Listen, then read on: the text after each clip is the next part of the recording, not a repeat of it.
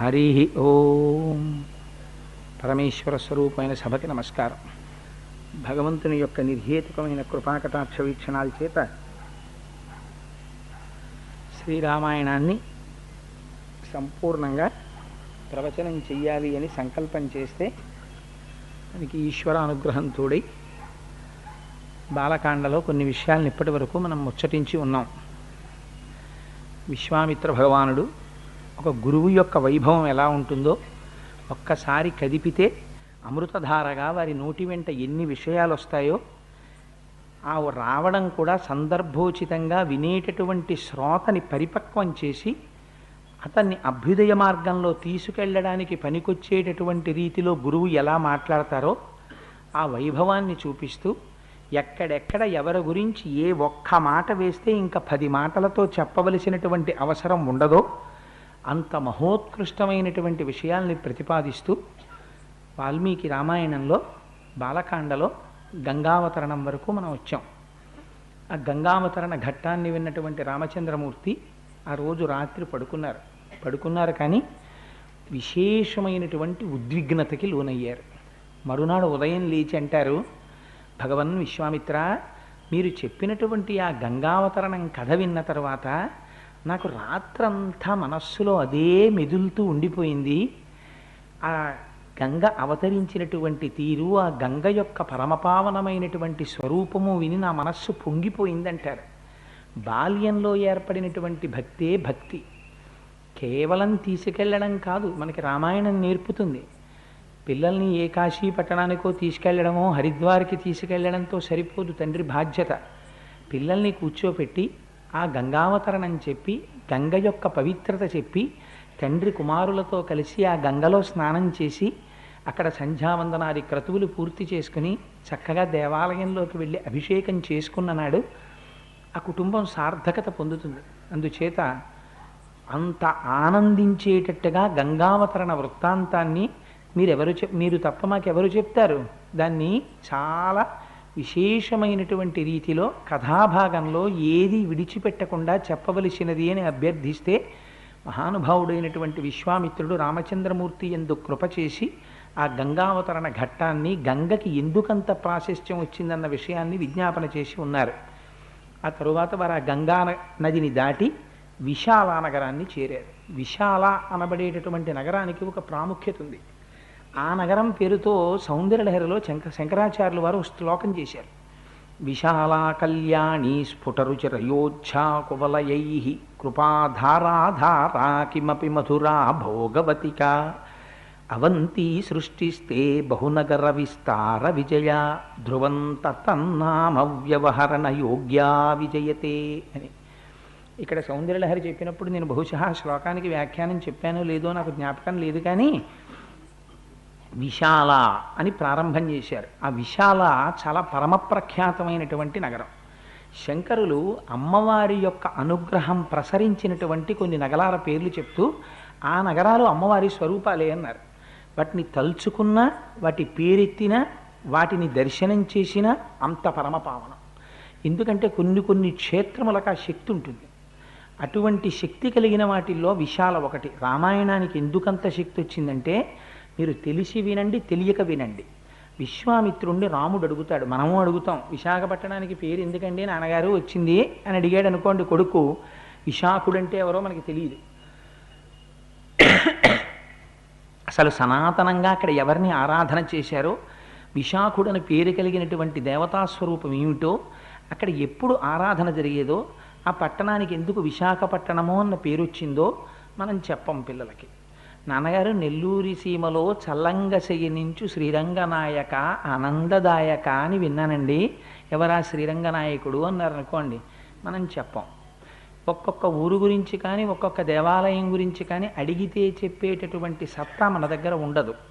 లేనప్పుడు యాంత్రికమవుతుంది దర్శనం. ఆ ఊరిలో దిగినా ఆ ఊరు పరమపావనమైనటువంటి ఊరని, ఆ ఊరికి ఒక ప్రఖ్యాతి ఉన్నదని, ఒక వైశిష్ట్యం ఉన్నదని తన వెనక వచ్చినటువంటి వారికి తెలియదు. తెలియకపోవడం చేత ఆ పవిత్రతని అనుభవించలేరు. కానీ నిజంగా రామాయణంలో వాల్మీకి మహర్షి మన యందు కృప వహించారు. ఏ రాజ్యముల పేర్లు ఏ పట్టణాల పేర్లు చెప్పుకున్నంత మాత్రం చేత మనకి అపారమైనటువంటి శ్రేయస్సు కలుగుతుందో అటువంటి వాటిని ప్రత్యేకించి ప్రస్తావన చేశారు. అందుకే పూర్వం రాజ్యాల పేర్లు కూడా అంత గమ్మత్తుగా ఉండేవి. కురు, కాశీ, మజ్జి, అవతి, అవంతి, మగధ, కోసల అలాంటి పేర్లతో ఒక్కొక్క రాజ్యం పేరుంటే ఆ పేరు వెనకాతల ఏదో కథ ఉండేది. అందుచేత విశాల అనబడేటటువంటి నగరం అసలు ఎక్కడుంది అని దాని మీద విపరీతమైనటువంటి చర్చ జరిగితే మహానుభావుడు కంచి పీఠాధిపతులు చేసినటువంటి నడిచే దేవుడిని పేర్గాంచినటువంటి చంద్రశేఖర పరమాచార్యుల వారు ధృవీకరించారు ఎక్కడుందో విశాల నగరం. ఎక్కడుందో తెలుసా అండి?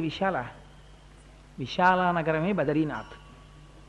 అందుకే బదరీనాథ్ వెడితే ఒక మాట అనాలి ప్రత్యేకంగా, జై జై విశాల బదరీనాథ్ అనాలి. అక్కడ ఆ విశాల నగరంలో అడుగు పెట్టడమే అదృష్టం జీవితంలో. కొంత పూర్వజన్మ పుణ్య సంచయం ఉంటే తప్ప అసలు అక్కడ కాలు పెట్టడం కుదరదు. అందుకేనేమో బహుశా బదరీనాథ్ ఒకటి, కేదార్నాథ్ ఒకటి కొంచెం ప్రతిబంధకాలు ఎక్కువగా ఉంటాయి. అంత తేలిక కాదేమో వెళ్ళడం అని అనిపిస్తుంది. అంటే నా ఉద్దేశం అలా ఎవరైనా వెళ్ళలేకపోతే వాళ్ళు పాపం చేసిన వారినో వేరొకటనో నేను చెప్పట్లేదు. భగవంతుడు వారి చేత వేరొకసారి కూడా అలా తీసుకొచ్చి వారికి ఎక్కువ పుణ్యం ఇవ్వాలన్న కోరిక భగవంతుని యొక్క అనుగ్రహం మరింత ప్రసరించినటువంటి మహాభక్తులై ఉండొచ్చు. అందుచేత బదరీ వెళ్ళినట్టయితే అక్కడ తప్పకుండా ఆ మాట చెప్పాలి, జై జై విశాల బదరీనాథ్ అని. సరే, ఆ విశాల నగరానికి చేరుకున్నారు. గంగ దాటి వెళ్ళిన తరువాత ఒక మాట అడిగాడు రామచంద్రమూర్తి విశ్వామిత్రుణ్ణి. కతరో రాజవంశోయం విశాలాయాం మహామునే శ్రోతుమిచ్చామి భద్రంతే పరం కౌతూహలం హిమే అన్నాడు. నాకు చాలా కుతూహలంగా ఉంది గురువుగారు మీ దగ్గర వినాలని. అసలు ఈ విశాల రాజ్యం ఏమిటి, ఎందుకు వచ్చింది, నాకు చెప్పవలసింది అన్నాడు. ఇది శిష్యుడి దగ్గర చూసేటటువంటి ప్రధానమైనటువంటి లక్షణం. అడగడానికి కూడా ఒక అర్థం ఉండాలి, ఒక సందర్భం ఉండాలి. ఎప్పుడు పడితే అప్పుడు ఎక్కడో కూర్చుని విశాలానగరం గురించి అడగలేదు. గంగ దాటిన తరువాత రాజ్యంలో ప్రవేశించాక అడిగారు. పరిప్రశ్న అంటారు. గురువుల దగ్గరికి వెళ్ళి ప్రశ్న వేయడానికి కూడా ఒక సందర్భం, ఒక సమయం ఉంటాయి. ఎప్పుడు పడితే అప్పుడు, ఎక్కడ పడితే అప్పుడు ఏదో అప్పున్నవాడిని బజారులో నిలబెట్టినట్టు నిలబెట్టి అడగకూడదు. దానికో గౌరవం, దానికో మర్యాద ఉంటాయి ప్రశ్న వేయడానికి. అందుచేత ఆ పద్ధతిని పాటిస్తూ ఈ విశాలానగరం గురించి మీ దగ్గర తెలుసుకోవాలనుంది అని అడిగాడు. ఇవాళ జరుగుతున్నటువంటి ఘట్టాలు పరమపావనమైనటువంటి ఘట్టాలు. వాల్మీకి మహర్షి మనుష్య జీవితానికి కొన్ని సందేశాలు ఇచ్చేటటువంటి ఘట్టాలు. అందుకే సీతారామ కళ్యాణానికి ముందు నడుస్తాయి ఈ ఘట్టాలన్నీ. ఇవి చాలా గంభీరమైనటువంటి విషయాల్ని ప్రస్తావన చేస్తారు వాల్మీకి మహర్షి. ఇవాళ అడిగితే ఎక్కడ నుంచి తీసుకొచ్చారో చూడండి. మహర్షి నిజంగా విశ్వామిత్ర భగవానుడికి ఎన్ని మాటలు శిరస్సు ఉంచి నమస్కరించినా వారి రుణం మనం తీర్చుకోలేం. విశ్వామిత్ర మహర్షి లేనినాడు సంధ్యావందనం మనం ఎక్కడ చెయ్యగలం?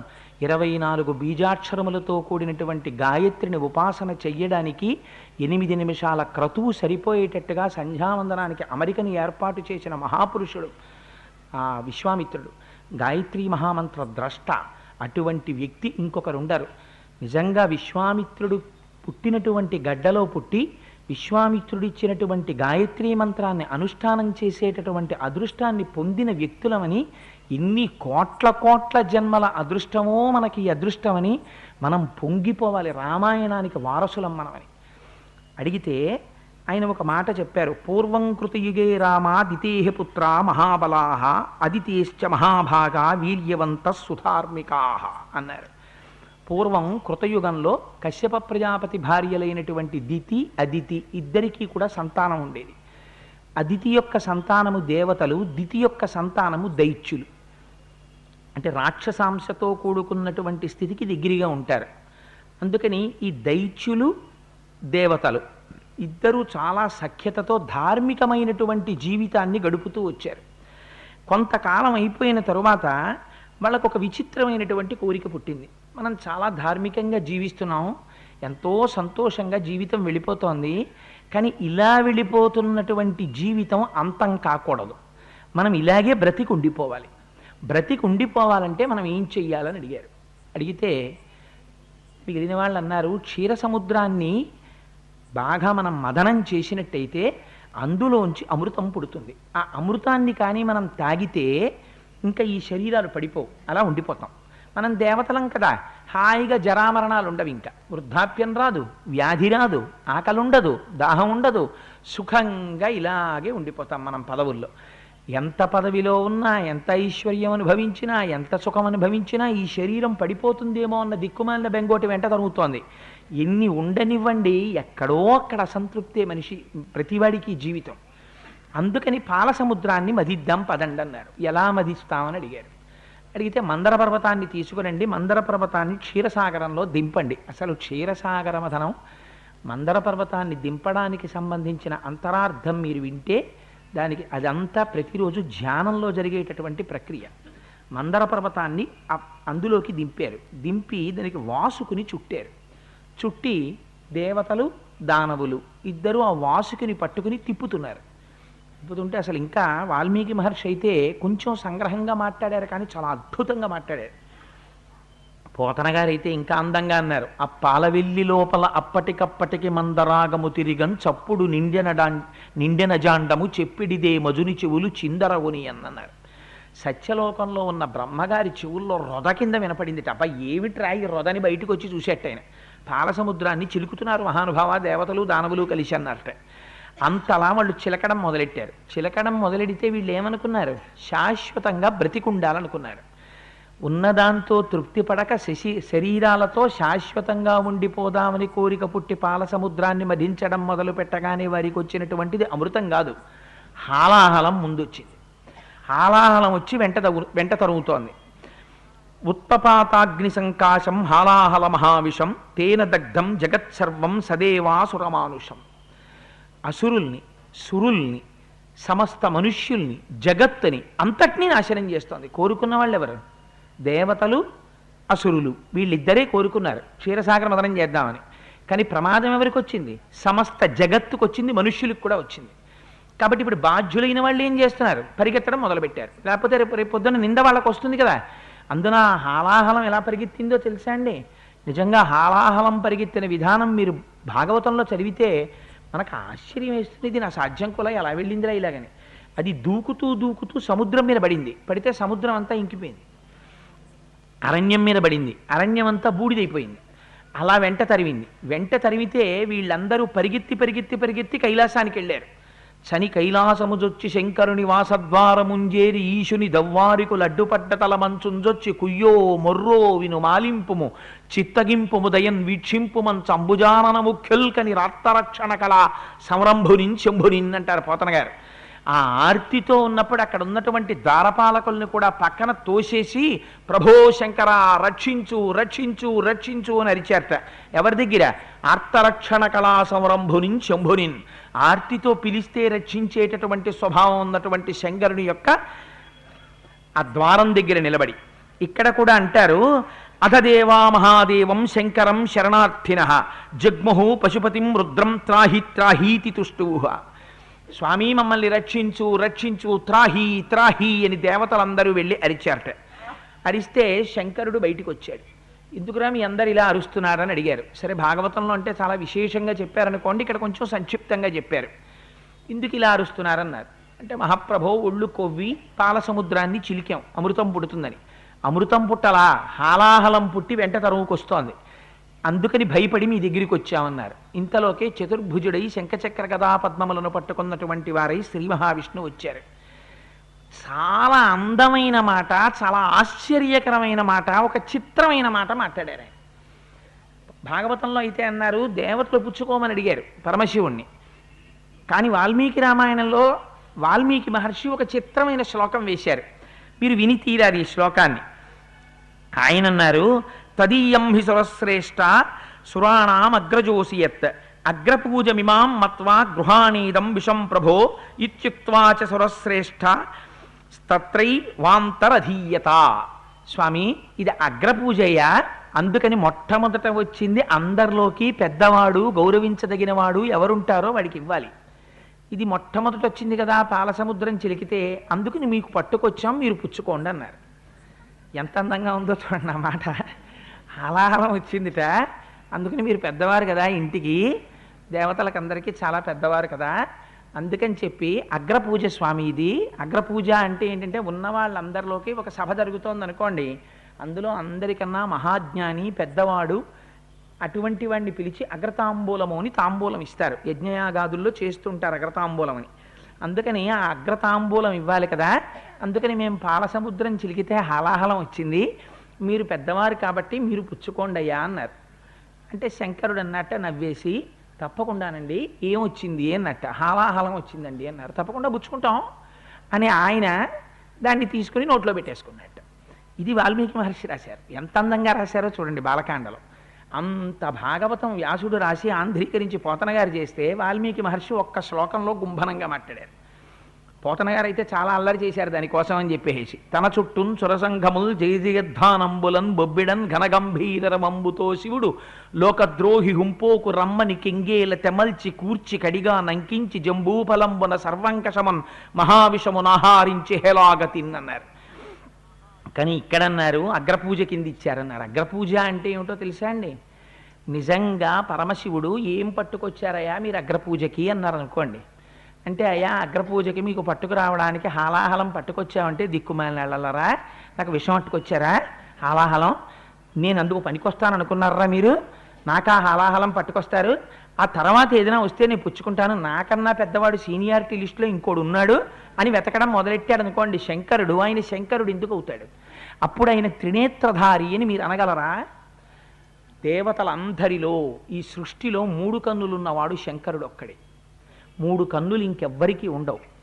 అందుకని 3 కన్నులున్నవాడు అంటే 3వ కన్ను కాని తెరిచాడా జగత్తుండదు.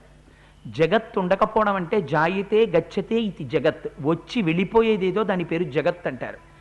వచ్చి వెళ్ళిపోయి శాశ్వతత్వము లేనటువంటి జగత్తుని అంతరింపచేసి జ్ఞానదృష్టి చేత సంతతము పరమాత్మ యొక్క స్వరూపమును తాను అనుభవించి ఆనందమునందు మగ్గునుడై అరమోట్పు నేత్రములతో ఉండేటటువంటి ఆత్మస్వరూపి అయిన వాడెవరో ఆయన శంకరుడు. శంకరోతి ఇది శంకర. ఆయనకి శుభం చెయ్యడం తప్ప వేరొకటి చేత కాదు. ద్వంద్వాతీతుడు, సుఖము దుఃఖము అని 2 ఉండవు. అందుకే ఆయన గురించి చెప్తే వృషద్విచిత్ర తల్పయోర్ భుజంగముక్తికస్రజో గరిష్టలస్నలోష్టయో సుహృద్విపక్షపక్షయో తృణారవింద చక్షుషో ప్రజామహీ మహేంద్రయోత్ అంటారు. ఆయన ఎటువంటి వాడంటే గడ్డి పరకల మీద పడుకుంటాడు, హంసతూలికా తల్పం మీద పడుకుంటాడు, పట్టుబట్ట కట్టుకుంటాడు, ఏనుగు చర్మము కట్టుకుంటాడు, మణిహారాలు వేసుకుంటాడు, పావులు వేసుకుంటాడు, శ్మశానంలో బూడిద రాసుకుంటాడు, బ్రహ్మాండమైనటువంటి అంగరాగాలు రాసుకుంటాడు, పరమ సౌందర్యోపేతమైనటువంటి మూర్తిగాను దర్శనమిస్తాడు. అటువంటి వాడే ఒక్కొక్కసారి ఘోరాతి ఘోరమైనటువంటి రూపంతోనూ దర్శనమిస్తాడు. అన్ని ద్వంద్వములకి అతీతమైనటువంటి స్థాయిలో ఉన్నవాడు. అందుకని ఆయన ఉండేటటువంటిది జగత్రక్షణ కోసం అలా కనబడతాడు. రాక్షసుల పట్ల కనపడినప్పుడు చాలా ఘోర రూపంతో ఉంటాడు, భక్తుల దగ్గరికి వచ్చేటప్పటికీ ప్రసన్న రూపంతో ఉంటాడు. ఆయనకి ఇది కష్టంగా ఉంటుంది, ఇది సుఖంగా ఉంటుంది, ఇలాంటివేం ఆయనకు ఉండవు. అలాంటివన్నీ ఉంటే అయ్యో ఇది విషం అండి, ఇది నన్ను ఏమైనా చేసేస్తుందేమోనండి, అయ్యో అయ్యో అది మంచి ఏనుగా అండి, అయితే అది నేను ఎక్కుతాను మా ఇంటికి ఇచ్చేయండి అన్నాడు అనుకోండి. ఆయన శంకరుడు ఎందుకు అవుతాడు? ఆయన త్రినేత్రుడు ఎందుకు అవుతాడు? ఆయన త్రినేత్రుడు అవడప్పుడు సీనియారిటీ లిస్టులో పైవాడిని వెతుక్కోవడం మొదలెడతాడు. అబ్బాయి లేదండి ఈ మధ్య వదిలేశాను ఆ పోస్టు, నాకన్నా పెద్ద ఆయన ఇంకోడు ఉన్నాడండి, ఆయనకి పట్టుకెళ్ళి ఇవ్వండి, నేను మీలాంటి వాడినే, చిలికినప్పుడు ఏదైనా వస్తే మీ ఇష్టం ఇస్తే ఇవ్వండి లేకపోతే లేదంటాడు. అలా అనకుండా అది విషమా అమృతమా చూడకుండా పుచ్చుకుని లోకములను రక్షించగలిగినటువంటి వాడు కాబట్టే ఆయన లోకములకు అన్నింటికీ పెద్దవాడయ్యాడు. అందుకే నిత్యాయ త్రిగుణాత్మనే పురజితే కాచ్యాయనీ శ్రేయసే సత్యాయాజ్య కుటుంబినే మునిమన ప్రత్యక్ష చిన్మూర్తయే అని శంకర భగవత్పాదులు శివానంద లహరిలో స్తోత్రం చేస్తారు. సత్యాయాద్య కుటుంబిని, ఆది కుటుంబీకుడు, మొట్టమొదటి నుంచి ఉన్న కుటుంబం ఆయనదే. అందుకని అగ్రపూజకు అర్హుడు ఆయనే. అందుకని అగ్రపూజకి అర్హుడైనటువంటి మహాజ్ఞానికి ఆయనకి తరతమ భేదాలే ఉండవు. ఇది విషమా ఇది అమృతమా ఇవన్నీ ఆయన చూడడు. ఏమొచ్చిందన్నాడు, హాలాహలం వచ్చిందన్నాడు, పుచ్చుకుంటానన్నాడు. అనుకుని పుచ్చుకోవడం కూడా ఎలా, ఏం బెంగపెట్టుకుని కాదు, భయపడిపోతూ బెంగపెట్టుకుని అయ్యో ఏమైపోతుందో అని బెంగపెట్టుకుంటే అగ్రపూజకు అర్హుడు ఎందుకు అవుతాడు? ఇది అగ్రపూజ అంటే. ఎటువంటి వాడో శంకరుడు నిరూపిస్తున్నారు వాల్మీకి మహర్షి ఒక్క మాటతోటి. శంకర తత్వం తెలుసున్నవాడెవరు? శ్రీ మహావిష్ణువుకి తెలియాలి. విష్ణుతత్వం తెలుసున్నవారెవరు? శివుడికి తెలియాలి. శివతత్వం కేశవుడికి తెలియాలి, కేశవతత్వం శివుడికి తెలియాలి. ఎందుకంటే శివకేశవులు ఇద్దరు కాదు కాబట్టి, అది అంతర్లీనమైన వ్యాఖ్య. అందుకని అగ్రపూజ నువ్వందుకోవయా అని నవ్వారు శ్రీ మహావిష్ణువు. తప్పకుండా పుచ్చుకుంటానయా అని ఈయనన్నారు. అని కదలంబారవు పాప పేరు వడలన్ ఘర్మంబు జాలంబు పుట్టదు నేత్రంబులు నెర్రబారవు నిజ జూటాచంద్రుడున్ కందనున్ వదలాంభోజము వాడదావిషమును ఆహ్వానించుచో డాయుచో పదిలంబై కడిచేయుచో దిగుచుచో భక్షించుచో మృగుచో అనంటారు పోతన గారు. ఆ హాలాహలానికి ఎదురెళ్ళి చేత్తో పట్టుకున్నప్పుడు కానీ, ఇలా ముద్ద చేసినప్పుడు కానీ, నోట్లో పెట్టుకున్నప్పుడు కానీ, మింగినప్పుడు కానీ ఒంటి మీద పొక్కు కూడా రాలేదుట. ఇంత లోకాల్ని కాల్చేసిన హాలాహలం పుచ్చుకుంటే సరిగదా. ఒంటి మీద వేసుకున్న ఓ పిల్లపాం అబ్బో ఇంత వేడేమిటని పక్కకి వెళ్ళలేదుట. శంకరుణ్ణి ఆశ్రయించి ఉన్నప్పుడు ఆ అగ్నిహోత్రం కూడా చల్లగా అయిపోయింది వాటికి. పవి పుష్పంబగు అగ్ని మంచగు నాకూపారం భూమిస్థలంబగు శత్రుండతిమిత్రుడవు విషము దివ్యాహారమౌ నిన్నగా అవనీమండలి లోపలన్ శివ శివేచ్ఛాభాషణోల్లాసకిన్ శివ నీ నామము సర్వవశ్యకరమౌ శ్రీకాళహస్తీశ్వర అంటాడు దుర్జటి కాళహస్తీశ్వర శతకంలో. శివతత్వం ఏమిటో, శంకరుడి ప్రాజ్ఞత ఏమిటో, ఆయన అర్హత ఏమిటో, ఆయన స్థాయి ఏమిటో వాల్మీకి మహర్షి శ్రీ మహావిష్ణువు చేత ఒక్క శ్లోక ఒక పాదంలో చెప్పించారు. ఇలా చెప్పడానికి శ్రీ మహావిష్ణువు తప్ప ఎవరు సరిపోతారు? శంకరతత్వం తెలుసున్నవాడు ఆయన కాబట్టి ఇంత అందమైన మాట అన్నాడు. అంటే ఆయన హాలాహలాన్ని పుచ్చేసుకున్నాడు. పుచ్చేసుకున్న తర్వాత దేవతలందరూ సంతోషించారు. అమ్మయ్య బెడద ఒడిదిలిపోయిందిరా, హాలాహలం వెళ్ళిపోయింది అన్నారు. అని మళ్ళీ బయలుదేరి పాలసముద్రం దగ్గరికి వచ్చారు. వచ్చి మళ్ళీ వాసుకుని చుట్టారు. చుట్టి మందర పర్వతాన్ని చిలకడం మొదలుపెట్టారు. మొదలు పెడితే ఆ మందర పర్వతం పాతాళలోకంలోకి జారిపోయింది. జారిపోతే ఇప్పుడు ఆ పాతాళలోకంలో ఉన్నటువంటి మందర పర్వతాన్ని పైకెత్తాలి. ఇప్పుడు ఎవరెత్తుతారు? ఇప్పుడు మళ్ళీ రక్షణ జరగాలి. స్థితికారుడైనటువంటి వారు శ్రీ మహావిష్ణువు రక్షించాలి. రక్షణ ఎప్పుడు చేసినా భగవానుని యొక్క రూపములే చేస్తాయి. ఏకస్త్వమేవ బహుధా భవభాసి లోకే నిశ్శంకధీర్వృషభకేత నమల్లినాథ శ్రీభ్రామరీ ప్రియ సుఖాశ్రయ లోకనాథ అంటారు. ఆయనే ఒకనాడు శివుడిగా హాలాహల భక్షణం చేస్తాడు. ఆయనే ఒకనాడు విష్ణువుగా మందర పర్వతాన్ని మోస్తాడు. అందుకని చిత్రం ఏమిటో తెలుసా అండి?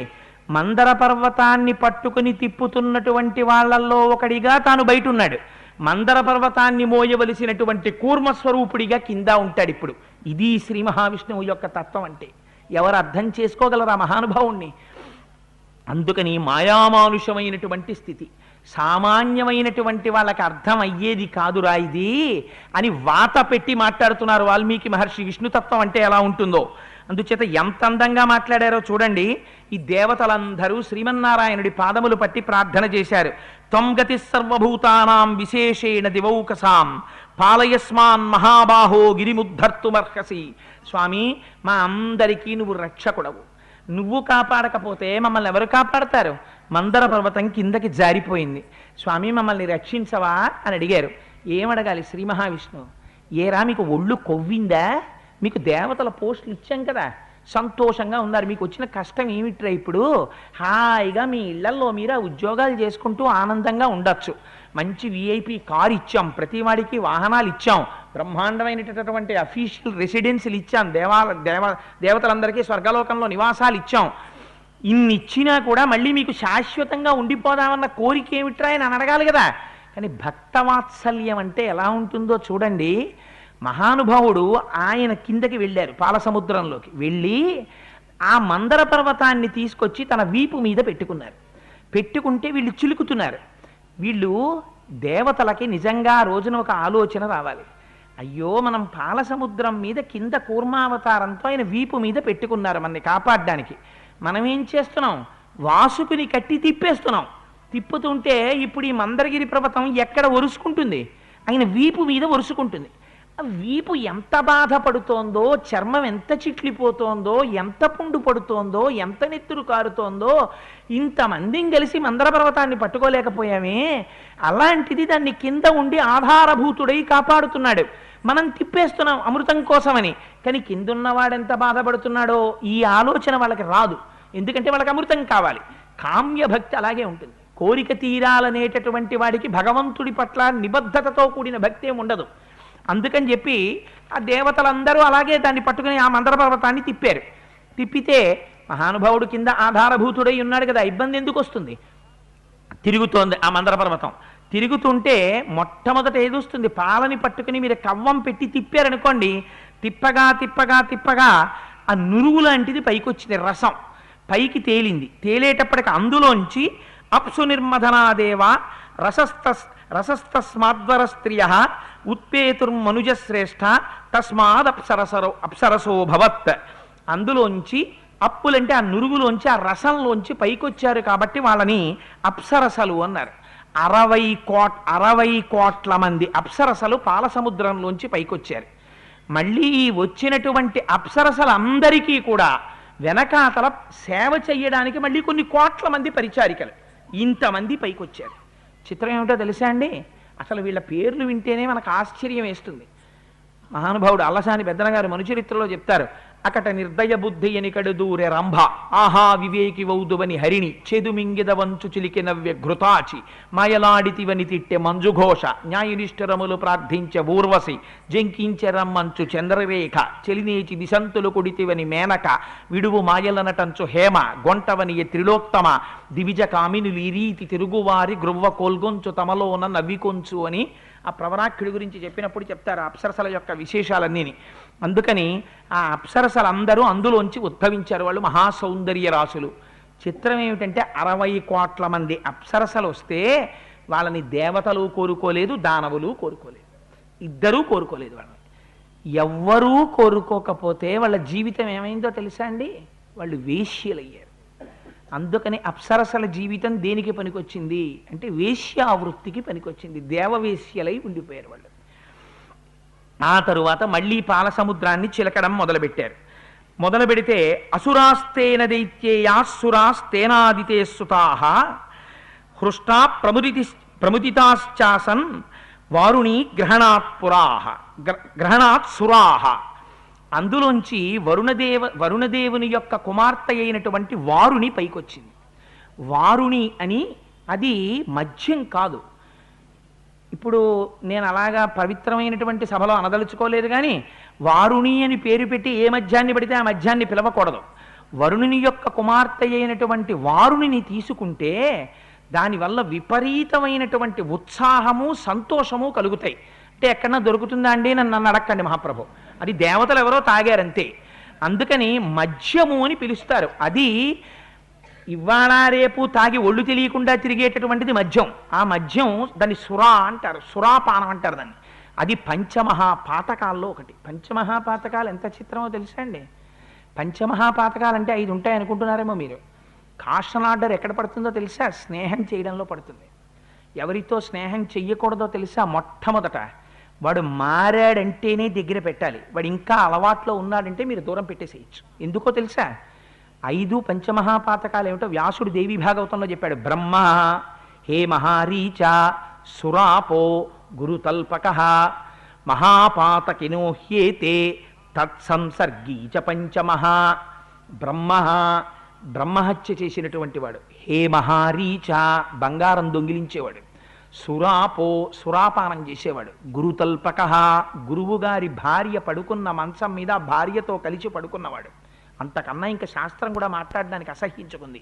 గురుతల్పక. ఈ 4 మహాపాతకాలు. ఈ మహాపాతకాలలో ఏ ఒక్క పాతకమైన అలవాటున్న వాణ్ణి స్నేహితుడుగా నువ్వు అంగీకరిస్తే పంచమహాపాతకాల్లో 5వది నువ్వు చేసినట్టు అవుతుంది. అందుకని ఏ విషయంలో జాగ్రత్త పడాలి? స్నేహం విషయంలో జాగ్రత్త పడకు.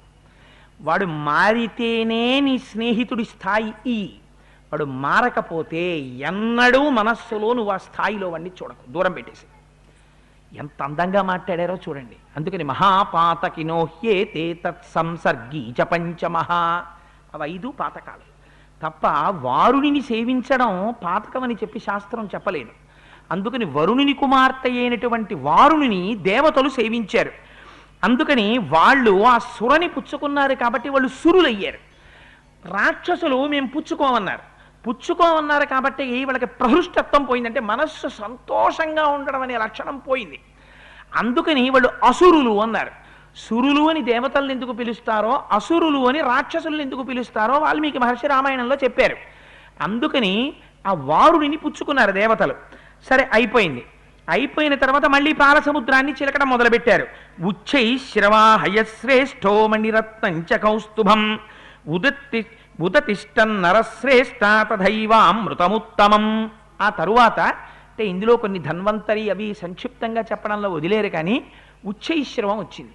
ఉచ్చైశ్రవం తర్వాత కౌస్తుభం వచ్చింది, ఐరావతం కూడా వచ్చింది. ఇందులో ప్రస్తావన చేయలేదు కానీ ఐరావతాన్ని శ్రీ మహావిష్ణువు దేవేంద్రుడికి ఇప్పిస్తారు.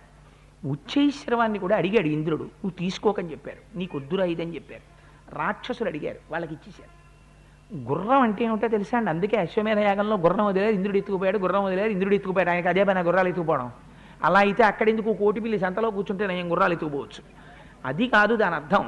గుర్రం ఎత్తుకుపోవడం అంటే గుర్రం గుర్రం అన్న మాట ఎక్కడొచ్చినా రెండు రకాలుగా వాడతారు. అశ్వపూర్వాం రథమధ్యాం హస్తినాద ప్రబోధినీం. మహాజ్ఞానికి గుర్రం చెప్తారు. విపరీతమైనటువంటి ఇంద్రియలంపటానికి గుర్రం చెప్తారు. గుర్రం చిత్తం వచ్చినట్టు లాగేస్తుంది. అందుచేత గుర్రం గురించి ఎక్కడ చెప్పినా ఇంద్రియముల యొక్క స్వేచ్ఛా విహారం.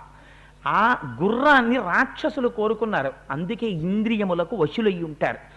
కాదు, ఉచ్చైశ్రవము అనేటటువంటి పదాన్ని విడతీస్తే కీర్తి కండూతి, భగవంతుని యొక్క ఆరాధన కీర్తి కండూతి వైపుకు వెళ్ళిపోయింది అనుకోండి.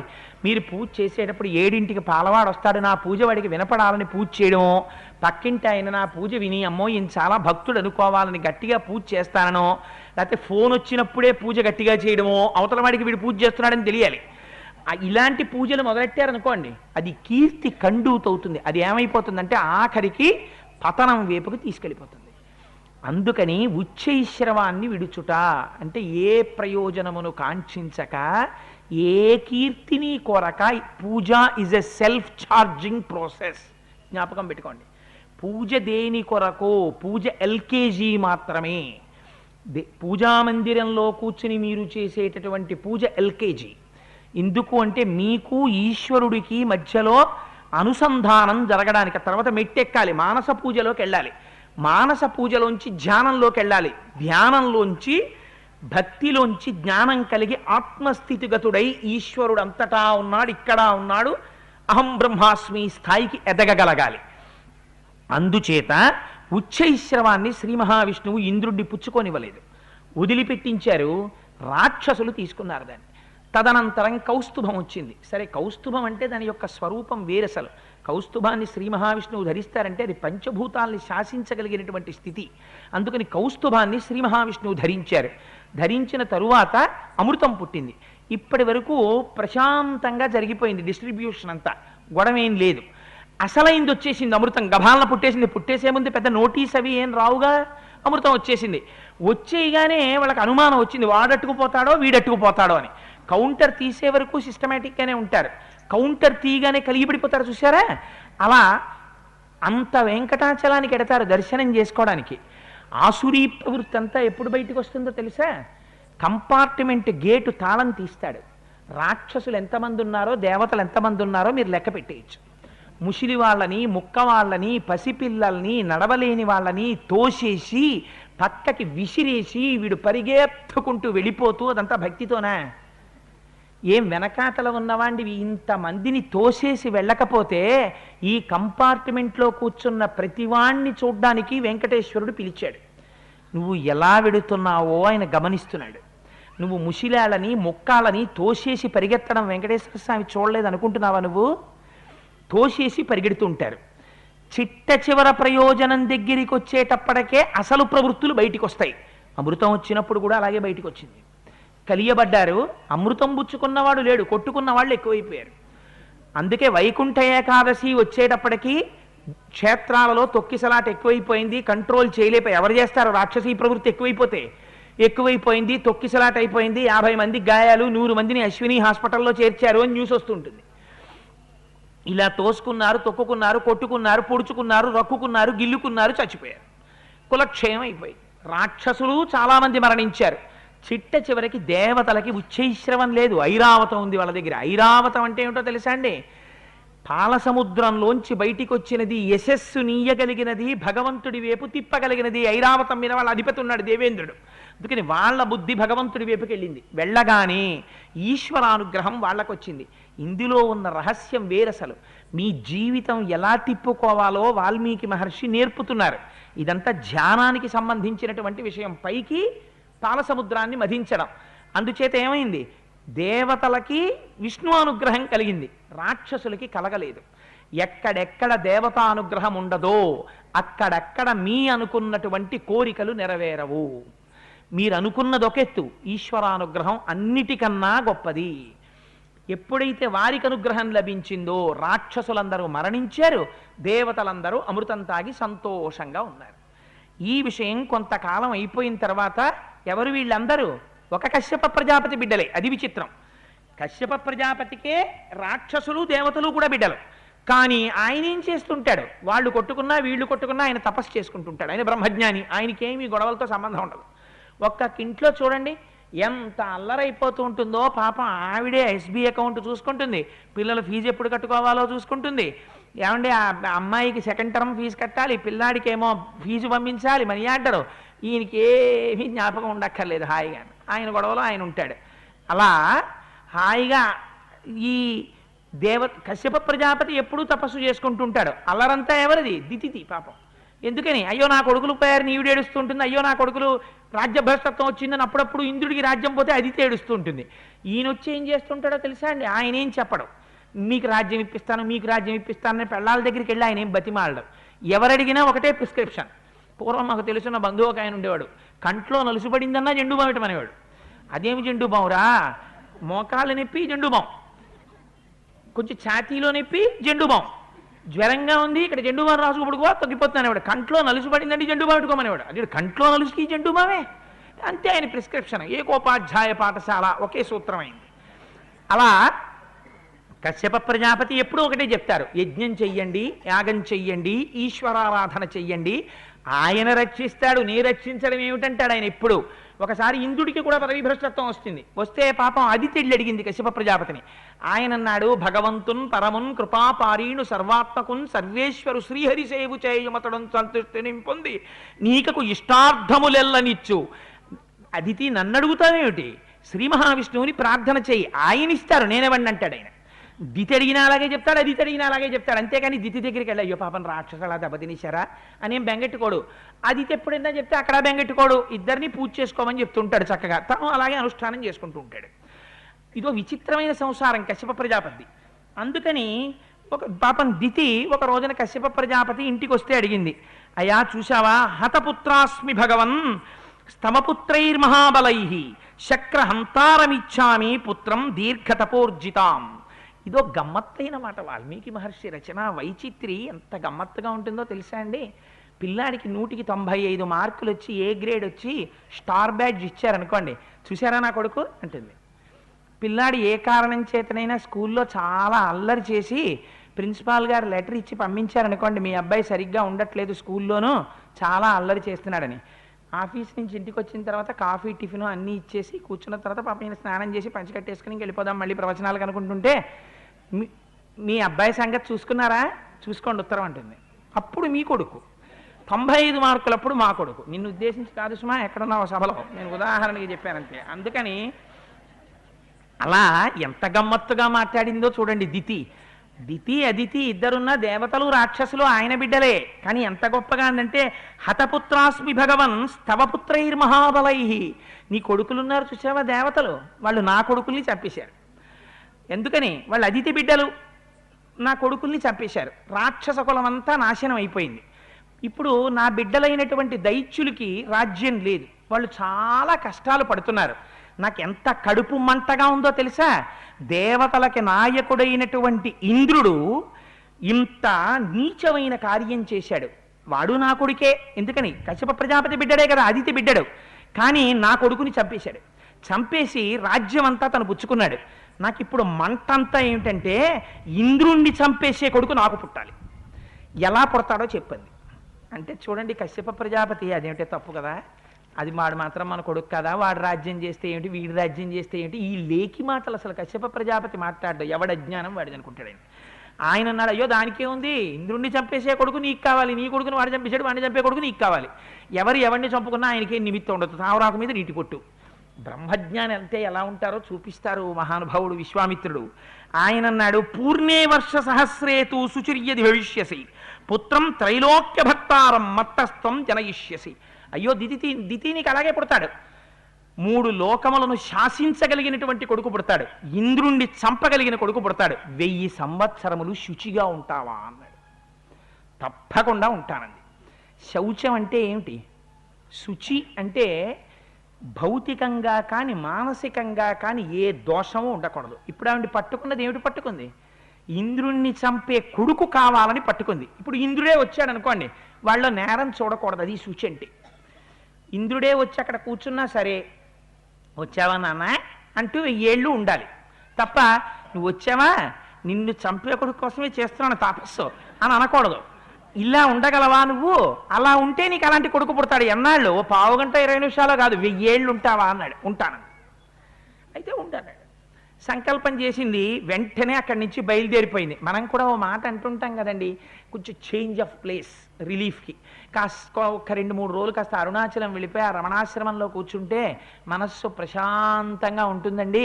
ఏదో కాసేపు ఆ ధ్యాన మందిరంలో కూర్చుని 1 గంట కూర్చున్నామా, మళ్ళీ అల్లరి కాకినాడ ఆఫీసు ఇల్లు పెళ్ళం పిల్లలు ఈ గొడవ గోదావరి ఏమీ ఉండవు. నిశ్శబ్దంగా ప్రశాంతంగా ఉంటుంది. కాసేపు అరుణాచలం వెళ్ళిపోతాము 2 రోజులు అనుకుంటుంటాం కదా. అలా ఆవిడ కూడా అంది, నేను శుచిగా ఉండాలన్నావు కదా, అందుకని నేను ఎక్కడికెడతానో తెలుసా? గతేదస్మిన్ నరశ్రేష్ఠ దితి పరమహర్షిత శుక్లప్లవనమాసాద్య తపస్తేసే సుదారుణం. శుక్లప్లవనము అనబడేటటువంటి ఒక ప్రదేశానికి వెళ్ళి అక్కడ తపస్సు చేయడం మొదలుపెట్టింది. చాలా శౌచంతో ఉంటుంది. ఇప్పుడు ఎవరొచ్చాడు? ఎవరికి బెంగట్టుకోవాలి? ఇంద్రుడికి బెంగట్టుకోవాలి. ఎందుకని? 1000 ఏళ్ళు ఈవిడ తపస్సు చేసేసింది అనుకోండి, ఎవరొస్తారు? తన్ని చంపేవాడు వస్తాడు, తమ్ముడు. అందుకని ఇంద్రుడే వచ్చాడు. వస్తే ఎవడెవరే నువ్వెందుకు వచ్చావురా అనకూడదు. అందనుకోండి శౌచం పోయింది. ఆయన వస్తే ఆవిడ కన్న కొడుకుని తల్లి ఎలా చేరతీస్తుందో అలాగే చేరతీయాలి. ధర్మం అంటే ధర్మమే. ఎటువంటి కండిషన్ పెట్టాడో చూడండి మహానుభావుడు కశ్యప ప్రజాపతి.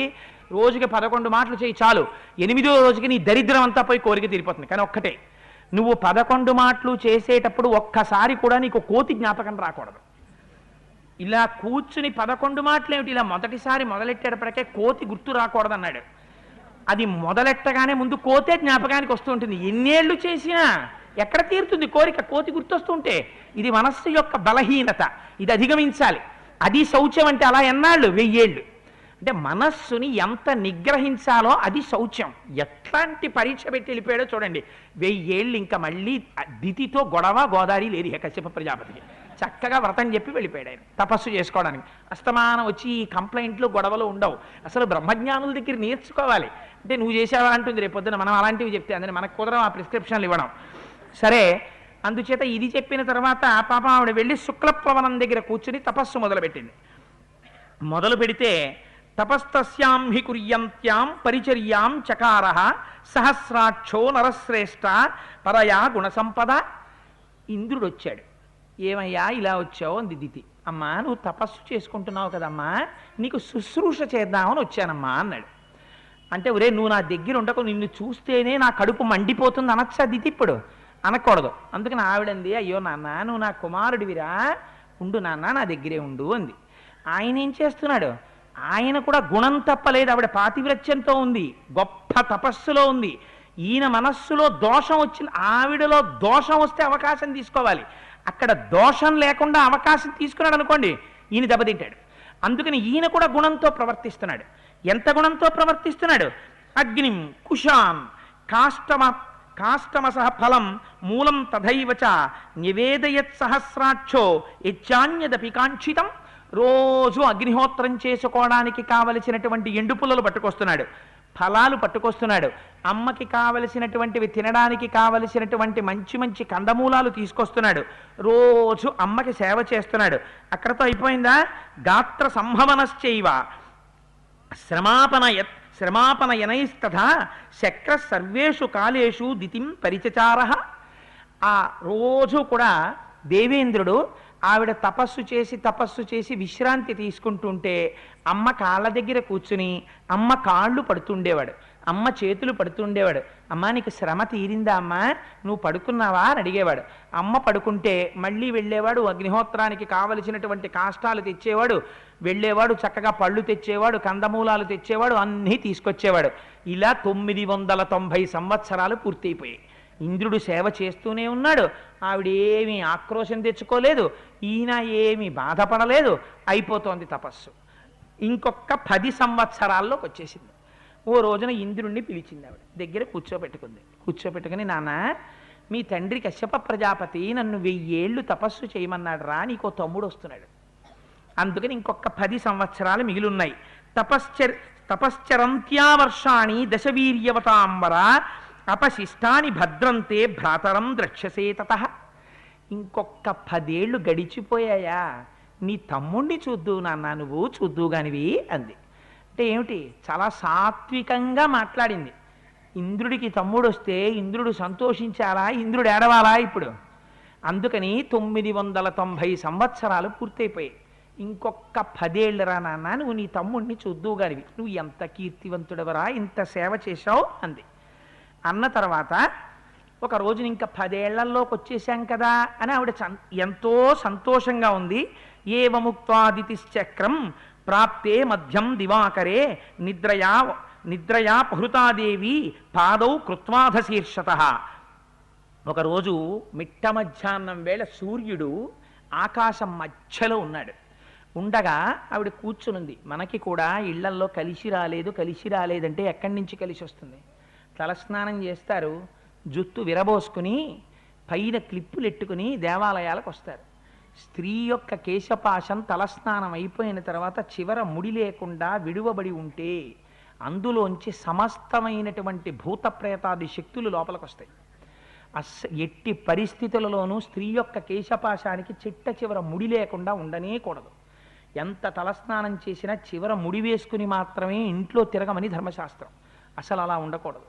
ఎట్టి పరిస్థితులలోనూ ఒకసారి వివాహం అయిన తర్వాత చెవికి కుండలం తీసి భర్తకి కనపడకూడదు. ఏ కారణం చేతనైనా చెవికి పెట్టుకునే ఆభరణాన్ని తీస్తే భర్త కంట పడకుండా మళ్ళీ వెంటనే చెవిలో తాటంకాలు పెట్టుకుని తాటాకు 5వ తనం నేను తాటాకు ముక్క పెట్టుకుని గబగబా చెవికి పెట్టుకునే ఆభరణాలని కడిగేసుకుని మళ్ళీ చెవికి ఆభరణాలు పెట్టేసుకుని భర్త ముందుకు రావాలి. అంతేకాని ఏ వేళ పడితే ఆ వేళ అవి తీసేయకూడదు. ఇంకొక మాట చెప్పనా, ఏ సమయంలో పడితే ఆ సమయంలో ఎక్కడైనా సరే దృశ్యమాత్రంగా కూడా మెడలో ఉన్న మంగళసూత్రాన్ని లాగడాన్ని చూడకూడదు. ఇవాళ మనం మంచి రోజని కానీ అమృత ఘడియలని కానీ యమఘడియలని కానీ చూడకుండా టీవీలు పెడితే ప్రతి వాడు ఇవాళ చూపించేది ఏంటంటే మెడలో ఉన్న మంగళసూత్రాలు పట్టి లాగడం. భర్తలకి ఆపదలు వస్తున్నాయంటే, కలిసి రావట్లేదంటే ఇళ్లల్లో ఎందుకు కలిసి వస్తుంది? మనం ధర్మశాస్త్రం పాటిస్తే కదా. అందుకే భర్తకి ఐశ్వర్యం ఎక్కడి నుంచి వస్తుందని అడిగారు. భార్యలోంచి వస్తుంది. భార్యని బట్టి ఐశ్వర్యం వస్తుంది, భార్యని బట్టి పతనం అయిపోతాడు. అందుచేతనే తనకి పుట్టిన బిడ్డలైనా భార్యాసహితుడైనంత కాలమే యజ్ఞయాగాది క్రతువులైన ఐశ్వర్యం అంతా భార్యతోటే. 1 కోటి రూపాయలు పెట్టి యాగం చెయ్యనివ్వండి, భార్య లేకపోతే తన పీటల మీద కూర్చోడానికి వీల్లేదు. ఎందుచేత భార్య మహదైశ్వర్యం. భార్య అనేటటువంటిది తన యొక్క ఐశ్వర్యాన్ని నిర్ణయం చేస్తుంది. అందుకే అష్టదరిద్రాల్లో భార్య లేకపోవడం అష్టదరిద్రాల్లో ఒకటిగా చెప్పారు. ఆయన మహానుభావుడు, గొప్ప భక్తుడు, జ్ఞాని, ఒకరికి ఉపకారం చేసేవాడు. అయినా మరి ఆయనకి ఏమిటి ఆ ప్రారంధం అంటే భార్య యొక్క సమున్నత స్థానాన్ని చెప్పింది శాస్త్రం. ఆయన్ని చిన్నబుచ్చడం కాదది, భార్య యొక్క గొప్పతనం అది. అందుకని భార్య ప్రవర్తనలో అంత జాగ్రత్తగా ఉండాలి. ఇంత తపస్సు చేసిన అదితి చేసిన ఒకే ఒక పొరపాటు ఏమిటో తెలుసా అండి? కాళ్ళు చాపుకు కూర్చుంది. మన వాళ్ళు తెలిసి తెలియక గడప మీద తల పెట్టుకుని జుత్తు విరబోసుకుని పడుకుంటుంటారు. ఎంత అపచారమో అది నిజంగా. ఆవిడ కూడా మిట్ట మధ్యాహ్నం వేళ సూర్యుడు ప్రకాశిస్తూ ఉండగా ఒక గోడవారకి కూర్చుని అపారమైనటువంటి తపస్సు చేత బడలి ఉందేమో ఆ తల ముందుకి వాలిపోయి ఈ తల ఇలా ముందుకు పడిపోయింది. పడిపోవడంలో జుత్తు ఇలా వచ్చి పాదాలకి తగిలింది. విరబోసుకున్న జుత్తు తల మించి పాదాల వైపుకు పడగానే శౌచం పోయింది. అపచారంతో ఉంది. ఈ క్షణం కోసం ఎదురు చూస్తున్నాడు ఇంద్రుడు. పొరపాటు జరిగితే తప్ప తనేం చేయలేడు. అంటే ఎంత పాతివ్రత్యం ఉన్న వాళ్ళు ఇలా దెబ్బతింటే, రామా, భార్యని బట్టి భర్త ఉంటాడు. ఆ భార్యని నువ్వు కామించి ఒళ్ళు కొవ్వి కనపడిన దాన్నల్లా నీ ప్రేమించాను అనకు. నీ తండ్రికి తెలుసు ఎవరిని నీ భార్యని చెయ్యాలో, నువ్వెలా ఉద్ధరింపబడతావో. అందుకని వివాహం అనేటటువంటిది ఎంత ప్రధానమో, భార్య యొక్క స్థానం ఎంత గొప్పదో చెప్తున్నాడు విశ్వామిత్రుడు రాముడికి. ఎందుకని తీసుకెడుతున్నాడు ఇహ సీతా కళ్యాణం దగ్గరికి. భార్యాస్థానం అంటే ఎలా ఉంటుందో చూపిస్తున్నాడు మహానుభావుడు. వెంటనే చూశాట. దృష్ట్వా తామశుచిం శక్రపాదత కృతమూర్జదాం శిరస్థానే కృతౌపాదౌ జహాసచ ముమోదచ. సంతోషపడ్డట. ఆహా, మా అమ్మ తల ముందుకు పడింది, ఆ జుత్తు పాదాలకి తగులుతోంది, అశౌచం వచ్చింది అమ్మకు అనుకున్నాడు. అపవిత్రంగా ఉంది. తస్యాశరీర వివరం వివేశ పురందర గర్భంచ సప్తధారామా బిభేద పరమాత్మవాన్.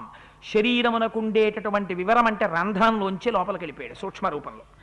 వెళ్ళిపోయి ఒక్కసారి తన చేతిలో ఉన్నటువంటి భిద్యమానస్తతో గర్భో వజ్రేణ శతపర్వణ రురోద సుస్వరం రామ తతోదితిరబుధ్యత.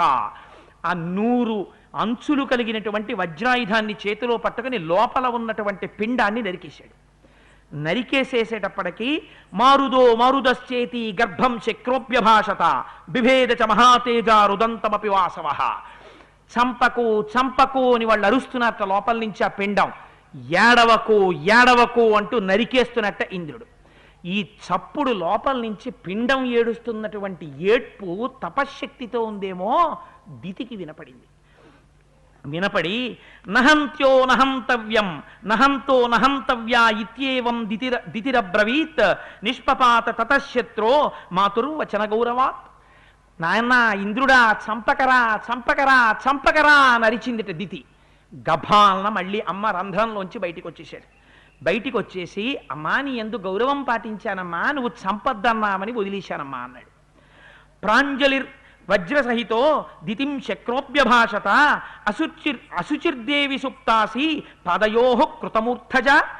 అమ్మా నువ్వు పొరపాటు చేశావు. నువ్వు కూర్చున్నప్పుడు నీ శిరస్సు వంగినప్పుడు నీ కేశపాశం తలకి తగిలింది. నువ్వు అశుచిగా ఉన్నావు కాబట్టి బిడ్డండి చంపాను.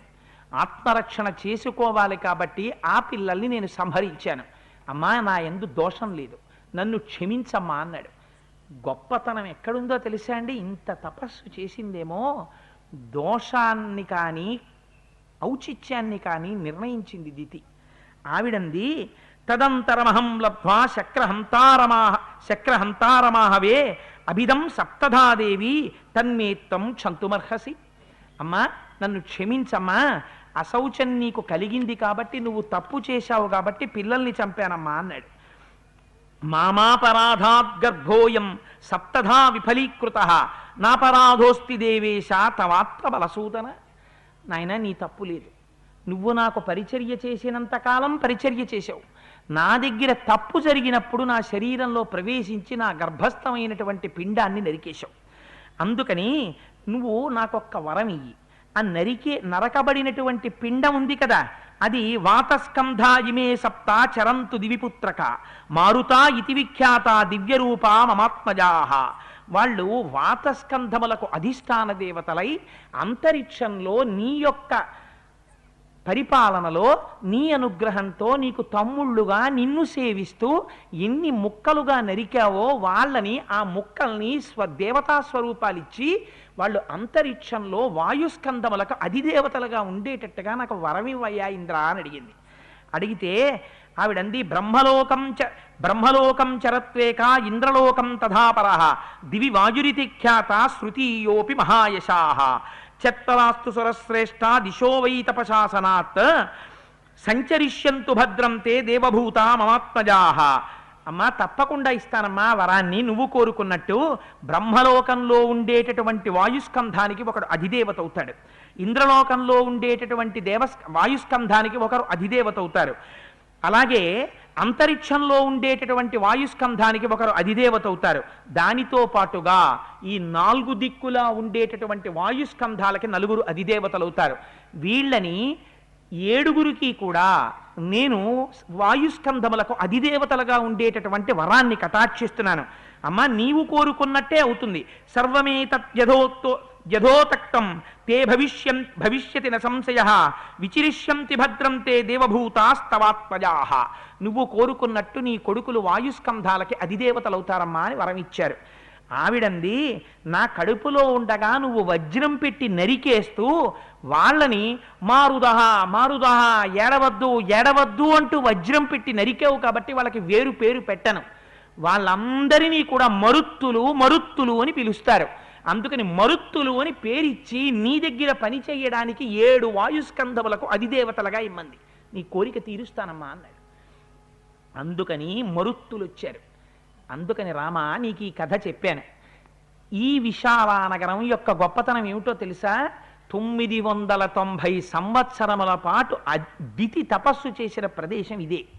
ఇక్కడే ఇంద్రుడు ఆ దితికి సపర్య చేశాడు, ఇక్కడే ఆ మరుత్తులు జన్మించారు. అంత పరమపావనమైనటువంటి స్థలమయ్యా ఈ స్థలం అని నిర్ణయించిన తరువాత దీన్ని మొట్టమొదట పరిపాలన చేసిన వాడెవరో తెలుసా? ఇక్ష్వాకోసు నరవ్యాఘ్ర పుత్రం పరమధార్మిక. ఇక్ష్వాకు రాజు పరిపాలిస్తే ఇక్ష్వాకు వంశంలో అలంబుస అనేటటువంటి భార్యకి ఆయనకి జన్మించినటువంటి వాడు ఆ విశాలుడు అనబడేటటువంటి వాడు ఈ వంశంలో క్రమానుగతంగా వస్తూ ఇప్పుడు పరిపాలిస్తున్నాడు. ఎందుకని? ఆ ఇక్ష్వాకుకి హేమచంద్రుడు జన్మించాడు, హేమచంద్రుడికి సుచంద్రుడు జన్మించాడు, సుచంద్రుడికి ధూమ్రాశ్వుడు జన్మించాడు, ధూమ్రాశ్వుడికి సృంజయస్సుడు అనేటటువంటి వాడు జన్మించాడు, ఆయనకి సహదేవుడు జన్మించాడు, ఆయనకి కుశాశ్వుడు జన్మించాడు, సోమదత్తుడు, కాకుత్సుడు, ఆ కాకుత్సుడికి సుమతి, ఆ సుమతికి ఇప్పుడు విశాలుడు, ఆ విశాలుడు ఈ రాజ్యం చేస్తున్నాడు, పరమధార్మికుడు. అందుకని ఈ విశాలుడు పరిపాలిస్తున్నటువంటి నగరం కాబట్టి ఈ నగరాన్ని ఇప్పుడు విశాల అని పిలుస్తున్నారు. అది నాయన అని చెప్పింది. చెప్పిన తరువాత ఇప్పుడు పరిపాలిస్తున్నవాడు సుమతి, ఆ సుమతి అనబడేటటువంటి రాజు పరిపాలిస్తున్నాడు, ఆయన పరమధార్మికుడని చెప్పాడు. ఈ చెప్పిన తరువాత విశ్వామిత్రుడు తన శిష్యులైనటువంటి రామలక్ష్మణులతో కలిసి విశాలానగర ప్రవేశం చేశారు. చేసిన తరువాత విశ్వామిత్రుడు వచ్చాడనేటటువంటి వార్త సుమతికి చేరింది. చేరగానే అర్ఘ్యపాద్యాదులు పట్టుకుని పురోహితుల్ని పట్టుకుని గబగబా ఎదురొచ్చాట. మన ఇంటికి అభివృద్ధి ఎప్పుడు జరుగుతుందో తెలుసా అండి? ఇంటికి శుభం జరుగుతోంది, ఇంటికి ఏదో జరగబోయేటటువంటి మంగళం వస్తోంది అని గుర్తు ఏమిటి అంటే, ఇంటికి చాలా కాలం నుంచి కలిసి రాకపోతే మహాత్ముడైనటువంటి వాడు ఇంట్లో అడుగు పెట్టడమే మంగళం జరుగుతోందనడానికి గుర్తు. అందుకని అన్నిటికన్నా దేని పట్ల జాగ్రత్త పడాలి? మహాభక్తుడైన వాడు ఇంటికొచ్చినా రాజ్యానికి వచ్చినా జాగ్రత్త పడాలి. వారు అవమానింపబడ్డారా, వారి పట్ల నువ్వు ఉపేక్షభావంతో ప్రవర్తించావా, ప్రమాదం కూడా అలాగే వస్తుంది. ఇంద్రజుమ్న మహారాజు గారికి రాలా? అగస్త్యుడు వస్తే సేవించకపోతే గజయోనిలోకి వెళ్ళిపోయాడు. అందుచేత మహానుభావుడు సుమతి పురోహితులతో కలిసి వచ్చాడు. వచ్చి అర్ఘ్యపాద్యాదులు ఇచ్చి విశ్వామిత్రుడిని పూజించాడు. ఇది విశ్వామిత్రుడి యొక్క జీవన ఔన్నత్యం అంటే. రామచంద్రమూర్తి ఒక్క ప్రశ్న వేస్తే ఈ రాజ్యం ఎవరిది, దీని పేరేమిటి అని అడిగాడు. ఆ రాజ్యానికి ఆ నగరానికి ఉన్నటువంటి గొప్పతనం ఏమిటో ఇంత చెప్పాడు. మనం బదరీ వెడితే ఏది జ్ఞాపకం తెచ్చుకోవాలి? ఈ కథంతా జ్ఞాపకం తెచ్చుకుని ఇదిగో అటువంటి బదరీనాథ్ మేము వచ్చాం అని జై జై విశాల బదరీనాథ్ అనుకుని ఆ ప్రాంతంలో తిరగాలి. అంత గొప్ప ప్రాంతం ఆ ప్రాంతం. అందుచేత ఆ సుమతి ఎదురొచ్చి అర్ఘ్యపాద్యాదులిచ్చి, నీ పక్కన ఉన్నటువంటి ఈ రామలక్ష్మణులు ఎవరు, ఇంత అందంగా ఉన్నారు, ఆ అమ్ముల పొదులు కట్టుకున్నారు, ఆ ధనస్సులు కట్టుకున్నారు, సూర్యచంద్రులా ఉన్నారు అని పొగిడారు. పొగిడితే వీళ్ళని రామలక్ష్మణులు అంటారు, దశరథ మహారాజు గారి యొక్క కుమారులు. నేను ఆ సిద్ధాశ్రమంలో యాగం చేస్తుంటే అక్కడ వీళ్ళు కాపాడి నన్ను రక్షించారు. ఆ యాగం పరిపూర్తి కావడానికి ఈ రామలక్ష్మణులే కారణము అని విశ్వామిత్ర మహర్షి ఆ సుమతికి రామలక్ష్మణుల గురించి వివరించారు. ఆ తదనంతరం రామా మనం ఇక్కడి నుంచి బయలుదేరి మిథిలా నగరాన్ని చేరుకుందాం, అక్కడ జనక మహారాజు గారు యాగం చేస్తున్నారు. అసలు మనం చేరవలసింది అక్కడికి. జనక మహారాజు గారి యాగంలో శివధనస్సుని నువ్వు చూడాలి. అది దేవతలు, దానవులు, యక్షులు, గంధర్వులు, కిన్నెరులు, కింపురుషులు ఎవరు ఎక్కువ పెట్టలేకపోయారు. అపూర్వమైనటువంటి వస్తువు. పరమశివుడు దేవతలు కలిసి కటాక్షించి ఆ వంశంలో వారికి ఇచ్చారు. ఆ శివధనస్సుని చూద్దువు కాని రామా రమ్మన్నారు. అంటే సరే మిథిలా నగరానికి బయలుదేరుతున్నారు. ఆ మిథిలా నగరానికి కొద్దిగా పొలిమేరల్లోకి వచ్చారు. వచ్చేటప్పటికి విజనమైనటువంటి ఒక ఆశ్రమం కనపడింది. అక్కడ ఎవ్వరు జనులు లేరు, కానీ చాలా శోభాయమానంగా ఉంది. ఆ ఆశ్రమం ఎందుకింత నిర్జనంగా ఉంది అని చూశారు. వాల్మీకి మహర్షి అహల్యా వృత్తాంతాన్ని చెప్పినట్టు బహుశः అంత అందంగా మళ్ళీ చెప్పినటువంటి వారు నా దృష్టిలో రామాయణ కల్పవృక్షంలో విశ్వనాథ సత్యనారాయణ గారు చెప్పారు, మహానుభావుడు. ఎందుకంటున్నానంటే ఈ మాట, అహల్యా వృత్తాంతము అంటే ఏదో మనకి తెలుసు తెలుసు అనుకుంటాం మనం. కానీ అహల్యా వృత్తాంతం అంటే ఏమిటో, భార్య యొక్క గొప్పతనం అంటే ఏమిటో, భర్త ఎలా ప్రవర్తించాలో, దాంపత్యం అంటే ఏమిటో మహానుభావుడు వాల్మీకి మహర్షి ఇవాళ చెప్తున్నారు. అందుకే బాలకాండ ఆయువు పట్టు. రామచంద్రమూర్తి యొక్క శీలాన్నంతటినీ తీర్చిదిద్దింది విశ్వామిత్ర మహర్షిని అడ్డుపెట్టి. ఇది నరశ్రేష్ఠుడై రాముడు లోకానికి అందాడంటే విశ్వామిత్ర మహర్షి యొక్క అనుగ్రహం. అలా మనం అనుకోని నాడు రామాయణం చదివి ప్రయోజనం లేదు. రాముడు దేవుడండి, విశ్వామిత్రుడు చెప్పేది ఏమిటి ఆయనకి అని మీరు అనుకుంటే ఇంకా బాలకాండ చదువుకోవడం ఎందుకు, వాల్మీకి మహర్షి రాయడం ఎందుకు? గురువుల యొక్క అనుగ్రహాన్ని పక్కన పెట్టడం అవుతుంది. అందుచేత రాముడు విశ్వామిత్రుడి చేతిలో తయారయ్యాడని మీరంటే రాముడు కూడా సంతోషిస్తాడు, తన గురువుల పేరు చెప్పారని. అందుచేత ఎంత అందంగా చెప్తాడో చూడండి. ఆ అహల్యా వృత్తాంతం చెప్పవలసి వస్తే, ఈ ఆశ్రమం ఎవరిది, ఎందుకు ఇలా ఇక్కడ ఎవ్వరూ జనం లేకుండా ఇలా ఉంది, కానీ చాలా ఏదో తేజోవంతంగా ఉంది, ఈ ఆశ్రమం ఎవరిది అని అడిగాడు. రామా, నీకు ఈ ఆశ్రమం చూపించాలి, ఇందులోకి నువ్వు తప్పకుండా రావాలి, ఈ ఆశ్రమంలోకి. చూశావా, అసలు నేను చెప్పవలసిందే దీని గురించి, నువ్వు ఎలాగూ అడిగావు కాబట్టి చెప్తున్నాను విను అన్నారు. అని ఒక మాట చెప్పారు. గౌతమస్య నరశ్రేష్ఠ పూర్వమాసీన్ మహాత్మన ఆశ్రమో దివ్య సంకాశ సురైరపి సుపూజిత. ఈ ఆశ్రమం గౌతమ మహర్షి యొక్క ఆశ్రమం. ఆశ్చర్యం ఏమిటో తెలుసా, తపస్సు చేసి దేవతల యొక్క అనుగ్రహాన్ని, దేవతా దర్శనాన్ని చేస్తారు. గౌతముడి గొప్పతనం ఏమిటో తెలుసా, ఇది వాల్మీకి రచన వైచిత్రి, ఒక్క శ్లోకంలో చెప్తారు. గౌతముడి ఆశ్రమానికి ఉన్న గొప్పతనం ఏమిటో తెలుసా, గౌతముడి ఆశ్రమానికి దేవతలు వస్తారు గౌతముడి దర్శనానికి. అంటే గౌతముడు ఎటువంటి తపశ్శక్తి కలిగినటువంటి వాడో నువ్వు ఆలోచించు. అటువంటి మహాపురుషుడైనటువంటి గౌతమ మహర్షి యొక్క ఆశ్రమం. కానీ తస్యాంతరం విదిత్వాతు సహస్రాక్షస్యచీపతి మునివేషధరో అహల్యామిదం వచనమబ్రవీత్. మునివేషధరో అహల్యామిదం వచనమబ్రవీత్. ఆ గౌతమ మహర్షి తన భార్య అయినటువంటి అహల్యతో కలిసి తాపసి అయి ధార్మికమైనటువంటి జీవితాన్ని ఇక్కడ గడుపుతూ ఉండేవారు. అహల్య త్రైలోక్య సుందరి. ఎందుకంటే అహల్య ఎందుకు పుట్టింది అంటే ఒక ఆఖ్యానం చెప్తారు పెద్దలు. బ్రహ్మవైవర్త పురాణంలో ఒక మాట చెప్పారు.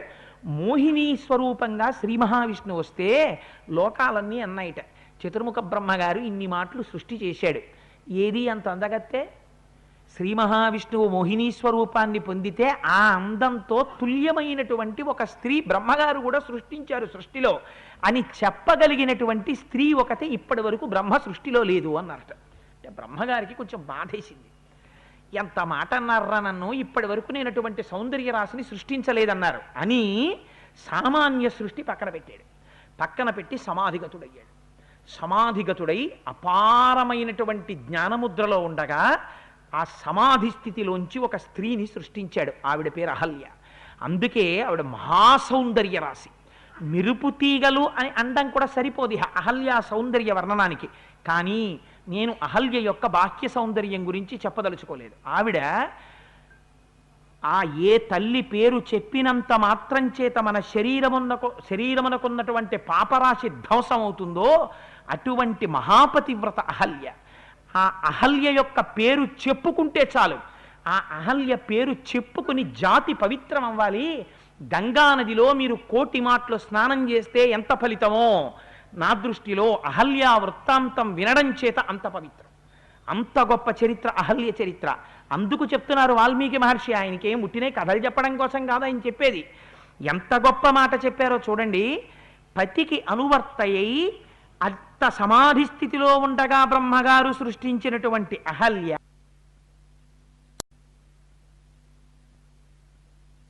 పర్ణశాల నిర్మించుకుని తపోజీవనం చేసినటువంటి గౌతమ మహర్షితో ధార్మికమైనటువంటి జీవితాన్ని గడుపుతోంది. గడుపుతుంటే ఎప్పటి నుంచో ఇంద్రుడికి అహల్య మీద కోరికుంది. ఎందుకని? అహల్యని సృష్టించగానే ముందు వెళ్ళి అహల్యనిమ్మని అడిగిన వాడు ఇంద్రుడు. అడిగితే ఇంద్రుణ్ణి అప్పుడు అహల్య చూసింది. దేవరాజు, గొప్ప ఐశ్వర్యము అధికారము కలిగినటువంటి వాడు. చూసి ఇంద్రుడి పట్ల కించిత్ మమకారం ఆవిడ మనస్సులో ఏర్పడింది. అందుకే కన్యాస్వరూపంలోకి వచ్చేటప్పటికీ ఆవిడ మనస్సులో భర్తృస్వరూపం ఎవరు పడితే వారు ముద్ర పడకుండా తండ్రి జాగ్రత్త పడాలి. లేకపోతే నారాయణ స్వరూపంగా నువ్వు కాళ్ళు కడిగి కన్యాదానం ఎలా చేస్తావు? అందుకే శాస్త్రం అంత జాగ్రత్తగా మాట్లాడుతుంది ఆడపిల్ల ఉన్న చోట.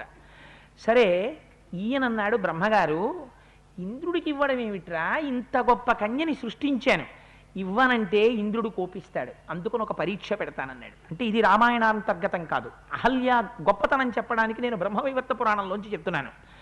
ఆయన అన్నాడు, ఎవరు భూలోకానికి అంతటికీ తొందరగా ప్రదక్షిణం చేసి వస్తే వారికి ఇస్తాను కన్యనన్నాడు. ఇంద్రాదులు తమ వాహనాలెక్కి బయలుదేరారు. గౌతమ మహర్షి కూడా సభలో ఉన్నారు. ఎదురుగుండా ఒక ఆవు కనపడింది. ఆ గోవుకి ప్రదక్షిణం చేశారు.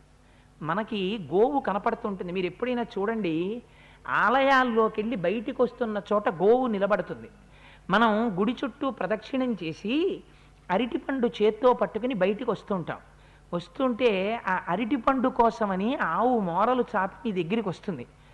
భగవద్ అనుగ్రహం మీ వెంట పడుతోంది. మనమేం చేస్తాం? మీ చేతిలో ఉన్న ప్రసాదం ముందు మీరు తినకుండా పెట్టకూడదు. అందుకే ప్రసాదం గుళ్ళోనే తీసుకోండి అంటారు. గుడికొచ్చి గుడి యొక్క అధిష్టాన దేవతా దర్శనం చేయకుండా వెళ్ళకూడదు. మీరు ఇక్కడికి వచ్చారు, వచ్చినప్పుడు ఒక 5 నిమిషాలు ముందు వచ్చి అయ్యప్ప స్వామి దర్శనం చేసుకుని కూర్చోవాలి. రామాయణం వింటున్నారు కాబట్టి రామచంద్రమూర్తి దర్శనం చేసి కూర్చోవాలి. అంతేకాని దేవాలయానికి అధిష్టానమైన దైవం దర్శనం చెయ్యకుండా కూర్చుని విని వెళ్ళిపోకూడదు. అది దేవత పట్ల అపచారం అయిపోతుంది. అందుచేత మనం గుళ్ళోంచి బయటికి వస్తుంటే ఓ ఆవు వస్తుంది. మనం ఏం చేస్తాం? ఈ అరటిపళ్ళు ఇలా పెట్టేసుకుని గబగబగా తోసి బయటికి వచ్చేసి పాప ఆవు అరటిపండు కోసం దగ్గరికి వస్తుంటే పడేల్వనం లెంపకాయ కొడతాం. రామాయణం మనకి నేర్పింది. ఎందుకురా నువ్వు గుళ్ళోకి వెళ్ళి 33 కోట్ల మంది దేవతలు ఆశ్రయించున్నారు ఆ ఆవుకి, నువ్వొక తొక్క అరటిపండు తొక్క నువ్వు లోపల ప్రసాదం తినేసి తొక్క పట్టుకొచ్చి ప్రసాదంగా దానికి పెట్టు నోట్లో. సంతోషంగా నాలుక జాపి అది తింటుంటుంది. చెయ్యగలిగితే ప్రదక్షిణం చెయ్యి, చెయ్యలేకపోతే దాని పృష్ఠభాగానికి ఓ నమస్కారం చేసి వెళ్ళిపో. 5 ప్రబలమైన లక్ష్మీ స్థానాల్లో గోవు యొక్క పృష్ఠభాగం ఒకటి. ప్రపంచంలో లక్ష్మి ప్రబలంగా ఉండేది అదే. గోవు యొక్క పృష్ఠభాగము, పద్మము, స్త్రీ యొక్క పాపట. అందుకే ఎట్టి పరిస్థితులలో స్త్రీ పాపట యందు సింధూరం లేకుండా ఉండకూడదు. పాపట, పద్మము, ఏనుగు యొక్క కుంభస్థలము, ఇవి లక్ష్మీ స్థానాలు 5. వీటిని ఎప్పుడూ అగౌరవపరచకూడదు. అందుచేత ఆవు యొక్క పృష్ఠభాగానికి ఒక నమస్కారం చేసి వెళ్ళిపోవాలి. ఇది ధర్మం తెలుసున్న వాడికి తెలుస్తుంది. అందుకు చెప్పారు బాలకాండలో వాల్మీకి మహర్షి. అందరూ భూప్రదక్షిణానికి పరిగెత్తారు. గౌతముడు ఒక్కడు అక్కడే ఉంది గోవు. ఆ గోవుకి ప్రదక్షిణం చేసి వచ్చి కూర్చున్నాడు. వచ్చేటప్పటికి అందరికన్నా ముందు భూప్రదక్షిణం చేసిన వాడు గౌతముడే. ధర్మశాస్త్రం ప్రకారం గోవుకి ప్రదక్షిణం చేస్తే భూప్రదక్షిణం చేసేసినట్టు. అందుకని నేను గౌతమ మహర్షికి ఇస్తున్నాను అహల్యని అని అహల్యని గౌతమ మహర్షికి ఇచ్చి వివాహం చేశారు. అప్పటికి చెప్పడానికి ఇంకొక మార్గం లేక ఇంద్రుడు చిన్న బుచ్చుకుని వెళ్ళిపోయాడు. 2 గౌతమ మహర్షి యొక్క తపస్సు పెరిగిపోతోంది. గౌతమ మహర్షిని తానేం చేయలేడు, ఎందుకని ఆయన పరమసాత్వికుడు. కానీ ఆయన తపస్సు భ్రష్టం అవ్వాలంటే ఆయనకి కోపం వచ్చి శాపం ఇవ్వాలి. అందుకని తాను గౌతమ మహర్షి జోలికి వెళ్ళలేడు. గౌతమ మహర్షి భార్య అయిన అహల్య జోలికి వెళ్ళాలి. 1 తన కోరిక తీరుతుంది, అహల్యను అనుభవించడం. 2 అహల్యను అనుభవించడం చేత గౌతముడి తపస్సు భ్రష్టం అవుతుంది. ఈ మాట కడుపులో పెట్టుకుని గౌతముడి ఆశ్రమానికి వెళ్ళాడు. మునివేషధరో హల్యామిదం వచనమబ్రవీత్. గౌతమ మహర్షి యొక్క వేషాన్ని కట్టాడు. ఎప్పుడు వెళ్ళాడు? పైగా మీరు చాలా జాగ్రత్తగా ఆలోచించాలి. ఏం ఉట్టినే చెప్పరు మహర్షి, ఏది చెప్పినా తిన్నగా మాట్లాడరు. ఇలాంటి విషయాల్ని ఆలోచించవలసిన విషయాలు. తెల్లవారుజామున వెళ్ళాడు బ్రాహ్మీ సమయంలో. బ్రాహ్మీ ముహూర్తము కేవలము దేవతారాధనకు మాత్రమే. పూర్వ సంధ్యయందు కాని, ఉత్తర సంధ్యయందు కాని, మిట్ట మధ్యాహ్న సమయమునందు కానీ అసలు పగటిపూట నిషిద్ధం. నేను సభాముఖంగా చెప్పానని అనుకోకండి. పూర్వోత్తర సంధ్యల యందు భార్యాసంగమం చేత కుమారుడు కలిగితే వాడు లోకములను పీడించగలిగిన కొడుకు పుడతాడు. అంత శాడిస్టులు పుడతారు. తెల్లవారుజామున బ్రాహ్మీ ముహూర్తంలో గౌతమ మహర్షి వేషంలో ఆశ్రమంలోకి వెళ్ళాడు. వెళ్ళి నీ సంగమాన్ని అపేక్షిస్తున్నాను అహల్య అన్నాడు. అహల్య మహాపతివ్రత, కనిపెట్టగలదు. గౌతమ మహర్షి బ్రాహ్మీ ముహూర్తంలో ఈ మాట అడుగుతారా? సంధ్యావందనాది క్రతువులు చేసుకుని నదీ స్నానం చేసే మహర్షి బ్రాహ్మీ సమయంలో భార్యా సంగమం ఎందుకు అడుగుతారు? అడగరు. కానీ ఆవిడికి తెలుసు వచ్చినవాడు గౌతముడు కాడు, ఇంద్రుడే వచ్చాడని తెలుసు. కానీ మనస్సులో ఎప్పుడో ఒక కోరిక ఉండిపోయింది. ఎందుకు ఉండిపోయింది? కన్యాత్వంలో ఉండగా ఎవరి మీద పడితే వాళ్ళని నీ ఇంటికి వచ్చిన వాళ్ళందరినీ నువ్వు పిచ్చ పొగట్టలు తల్లిదండ్రులు మొదలు పెడితే నీ ఇంట్లో ఆడపిల్ల మనస్సు రేపొద్దున్న కన్యాదానం ఖచ్చితంగా జరుగుతుందన్న వాడి మీద తప్ప అన్యుల యందు కాని కుదురుకుని ఉండిపోతే తర్వాత వైవాహిక జీవితంలో ఎటువంటి ప్రమాదాలు వస్తాయో చూపిస్తున్నారు మహర్షి. ఆనాడు ఇంద్రుడి మీద మనస్సు ఉండిపోయింది. ఉండిపోయిన మనస్సు ఇప్పుడు వచ్చినవాడు గౌతముడు కాడు, ఇంద్రుడు వచ్చాడని అహల్యకి తెలుసు. తెలిసినా ఏం చేసింది? మునివేశం సహస్రాక్షం విజ్ఞాయ రఘునందన మతిం చకార దుర్మేధ దేవరాజ కుతూహలాం. ఆవిడ వచ్చినటువంటి వాడు గౌతముడు కాడని తెలిసి కూడా దుర్మేధయై ఇంద్రుడికి దేవరాజ్యాధిపతి అని, ఆయనకి కామధేనువు కల్పవృక్షం ఉన్నాయని, ఐశ్వర్యం ఉందని ఆయనతో సంగమాన్ని అంగీకరించింది. అంగీకరిస్తే ఆయన సంగమించాడు. సంగమించిన తరువాత ఒక మాట అంది అహల్య, కృతార్థోస్మి సురశ్రేష్ఠ గచ్చ శీఘ్రమిత ప్రభో ఆత్మానం మాం చ దేవేశ సర్వదా రక్షమానద. ఓ ఇంద్ర, కృతార్థోస్మి, నేను కృతార్థురాలనయ్యాను నీతో సంగమం చేత. నువ్వు తొందరగా ఇక్కడి నుంచి వెళ్ళిపో. మహర్షులు ఏది చెప్పినా మన సంప్రదాయంలో గొప్పతనం ఏమిటో తెలుసా అండి? దాచి మాట్లాడరు, కానీ ఇది వినేటప్పుడు మీరు తొందరపడి నిర్ణయాలకు వచ్చేసేయకండి. అందులో ఆంతరమైన విషయం చెప్తాను నేను తప్పకుండా. అందుకని కృతార్థోస్మి సురశ్రేష్ఠ గచ్చ శీఘ్రమిత ప్రభో, నువ్వు వెంటనే ఇక్కడి నుంచి వెళ్ళిపో. ఎందుకో తెలుసా? నేను కృతార్థురాలను అయ్యాను నీతో సంగమం చేత. కానీ నిన్ను నువ్వు రక్షించుకో గౌతముడి నుంచి, నన్ను రక్షించండి. ఎందుకని? గౌతముడు ఇంటికి వచ్చాడా తన బండారం ఇంద్రుడి బండారం బయటపడిపోతుందని. ఎంత అనరాని మాట! ఈ మాట అంది ఇంద్రుడు. అన్నాడు ఆయన వెళ్ళిపోతూ వెళ్ళిపోతూ, ఇంద్రస్తు ప్రహసన్ వాక్యమహల్యామిదమబ్రవీత్ శుశ్రోణి పరితుష్టోస్మి గమిష్యామి యథాగతం. ఆయన అన్నాడు, దొంగ నవ్వోటి నవ్వి ఇంద్రుడు, నేను చాలా సంతోషించాను అహల్య, నేను బయలుదేరిపోతున్నాను. శుశ్రోణి పరితిష్టోస్మి, చాలా ఆనందాన్ని పొందాను. గమిష్యామి యథాగతం, ఎలా వచ్చానో అలా వెళ్ళిపోతున్నాను అన్నాడు. అని దొంగలా గబగబా పర్ణశాలలోంచి బయటికి వస్తున్నాడు. బయటికి వచ్చేటప్పటికీ గౌతమం సందదర్శాధ ప్రవిశంతం మహామునిం దేవదానవ దుర్ధర్షం తపోబల సమన్వితం. ఎంత అందంగా మాట్లాడతారో చూడండి మహర్షి. లోపల నుంచి బయటికి ఎడుతున్నవాడు ఎవరు? దేవేంద్రుడు. బయట నుంచి లోపలికి వస్తున్నవాడెవరు? గౌతముడు. విశేషణం ఎవరికేశారు? దేవతలని దానవులని కూడా తన తపశ్శక్తి చేత నిగ్రహించగలిగినటువంటి తపోధనుడైనటువంటి గౌతముడు లోపలికి వస్తున్నాడు. ఎక్కడ తప్పుందో అక్కడ ఎంత ఐశ్వర్యం ఉన్నా ముఖం మారిపోతుంది. ఎక్కడ బ్రహ్మమును నమ్ముకునున్నాడో అక్కడ తన మీద ఎన్ని నిందలొచ్చినా తేజోవంతమై సూర్యుడి పగిది వెలిగిపోతూనే ఉంటాడు. అందుకని ఆయన తీర్థోదక పరిక్లిన్నం దివ్యమానమివానలం గృహీత సమిధం తత్ర సకుశం మునిపుంగవం దృష్ట్వా సురపతిస్తత్రో వివర్ణవదనోభవత్ అధదృష్ట్వా సహస్రాక్షం మునివేషధరం ముని. చేతిలో దర్భలు పట్టుకునున్నాడు. స్నానం చేసి వచ్చాడు. ఆ ఒంటి మించి ఇంకా నీరు కారుతోంది. దేవతలను దానవులను కూడా శాసించగలిగినటువంటి అపారమైన తపశ్శక్తితో దుర్నిరీక్షుడై ఉన్నాడు మహానుభావుడు. ఇంద్రుడు బయటికి వెళ్ళి ఆయన వంక చూశాడు. ఆయన కట్టుకున్నదేమిటి? ఒక నారచీర కట్టుకుని ఉన్నాడు. ఒళ్ళు తడిసి ఉంది. చేతిలో దర్భలు పట్టుకుని ఉన్నాడు. కర్మిష్ఠి అయి ఉన్నాడు. బ్రహ్మజ్ఞాని, గొప్ప తపశ్శక్తి ఉన్నవాడు. ఇంద్రుణ్ణి చూశాడు.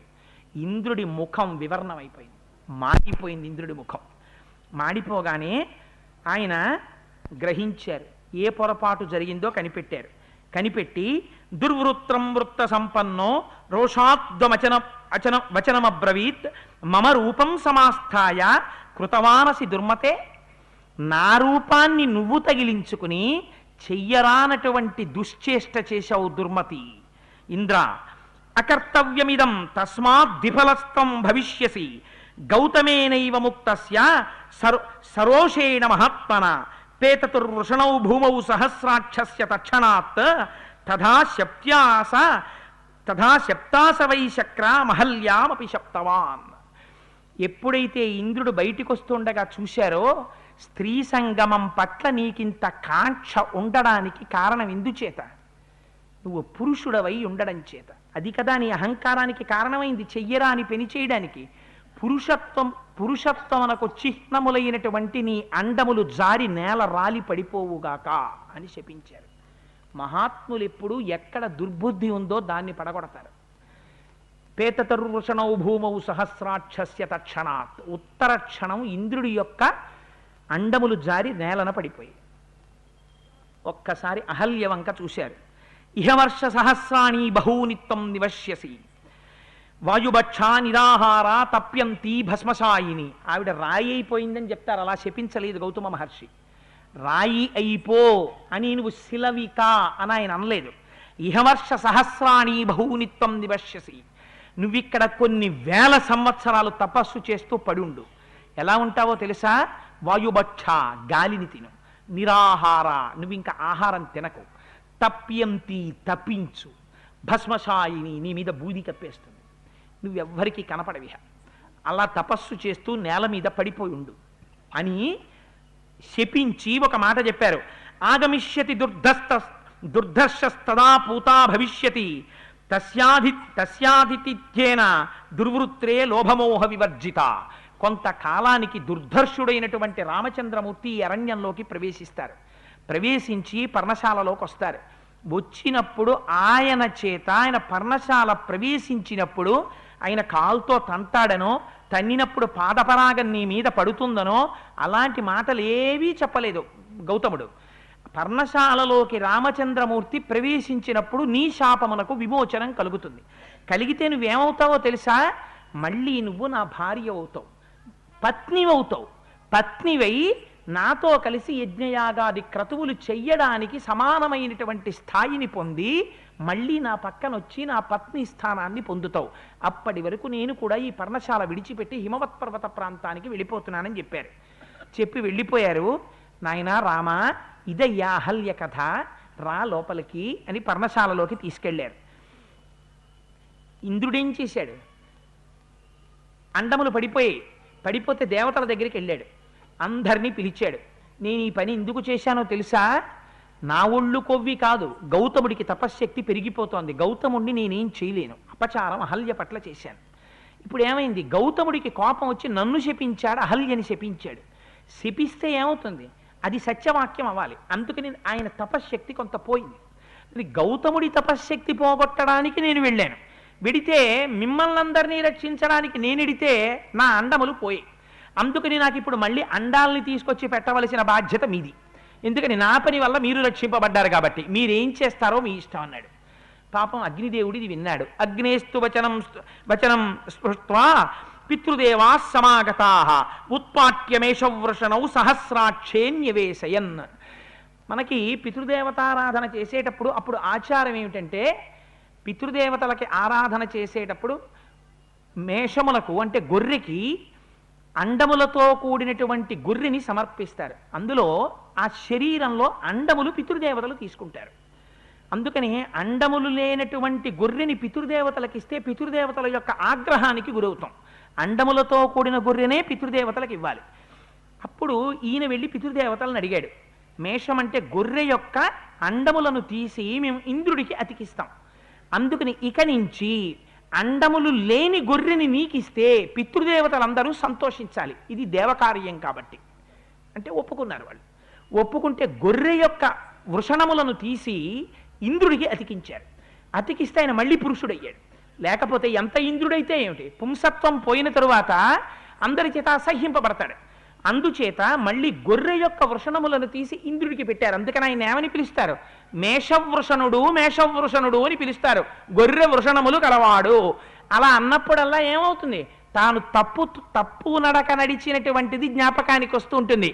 ఎంత ఇంద్రుడైనా మహర్షులేం ఉపేక్షించరు, తప్పు తప్పే. కానీ అహల్యేమైంది? అప్పటి నుంచి కొన్ని వేల సంవత్సరాల నుంచి ఆవిడ తపిస్తూనే ఉంది అక్కడలాగా. వాయుభక్షా నిరాహార తప్యంతి భస్మశాయిని. గాలి తింటూ ఆహారం లేకుండా ధూళి మీద పడి అక్కడ పడి తపస్సులో ఉంది. రామచంద్రమూర్తి లోపలికి వెళ్ళారు. వెళ్ళగానే ఇప్పుడు ఆవిడ పరిస్థితి ఏమిటిట? 33 కోట్ల మంది దేవతలు కూడా కన్ను విప్పి ఆవిడ వంక చూడలేరట. అంత దుర్నిరీక్షమైనటువంటి తేజోమూర్తి అయి ప్రకాశిస్తోంది. రామచంద్రమూర్తి యొక్క దృష్టి పడగానే ఆవిడ బాహ్య స్థితిని పొంది పైకి లేచింది. లేచి రామచంద్రమూర్తి ఆ తల్లిని చూడగానే విచిత్రం ఏమిటో తెలుసా అండి? ఆ శాపం నుంచి విముక్తురాలైనటువంటి అహల్య రాముడి పాదముల మీద పడాలా, లేకపోతే రాముడు అహల్య మీద పాదాల మీద పడాలా? అంటే అహల్యని చూడగానే రాఘవౌతు తతస్తస్య, రాఘవుడే ముందు వెళ్ళి అహల్య యొక్క పాదముల మీద పడ్డట. పడి ఆవిడ పాదములకు నమస్కారం చేశాడు. చేసిన తరువాత అప్పుడు ఆవిడేం చేసింది? స్మరంతి గౌతమవచ ప్రతిజగ్రాహ సాచతం. గౌతముడు చెప్పినటువంటి మాట జ్ఞాపకానికి వచ్చింది. అప్పుడు ఆవిడ రాముడికి నమస్కారం చేసింది. చేసి రాముణ్ణి కూర్చోపెట్టి షడ్రసోపేతమైనటువంటి విందు ఆరగింపచేసింది. అర్ఘ్యపాద్యాదులు ఇచ్చింది. గౌతమ మహర్షి కూడా వచ్చారు. అమ్మా, నీ శాపం నుంచి నువ్వు విముక్తురాలవయ్యావమ్మా అని విశ్వామిత్ర మహర్షి సంతోషించారు. తన పత్నిని తీసుకుని గౌతముడు మళ్ళీ తపస్సు చేసుకోవడానికి వెళ్ళిపోయాడు. మహాభారతంలో అయితే చెప్పారు, అంజనాదేవి గౌతమ మహర్షి యొక్క ఈ అహల్యాదేవి యొక్క కుమార్తె. ఆ అంజనాదేవి యొక్క కుమారుడే హనుమ. అందుకని ఇట్లాంటి చాలా విశేషమైనటువంటి సంతానం అహల్యాకి గౌతముడి ద్వారా కలిగింది తరువాత. సరే, ఇది మనం అహల్యా వృత్తాంతం రామాయణాంతర్గతంగా విన్నాం. మనం ఇలా బాహ్యంగా చూస్తే మనకేమనిపిస్తుందంటే, అహల్య తప్పు చేసింది. ఆ తప్పు చేయడం చేత ఆవిడ చాలా కాలం తపస్సు చేయవలసి వచ్చింది. మహానుభావుడు గౌతముడు శపించాడు అని మనం అనుకుంటాం. మీరు అలా అర్థం చేసుకుంటే అహల్యా వృత్తాంతం విషయంలో పొరపాటు చేసిన వారు అవుతారు. ఎందుకు ఈ మాట అంటున్నానంటే, మీకు ముందే చెప్పాను, అహల్య పట్ల ఇంద్రుడికి కోరిక ఉన్నమాట యథార్థం.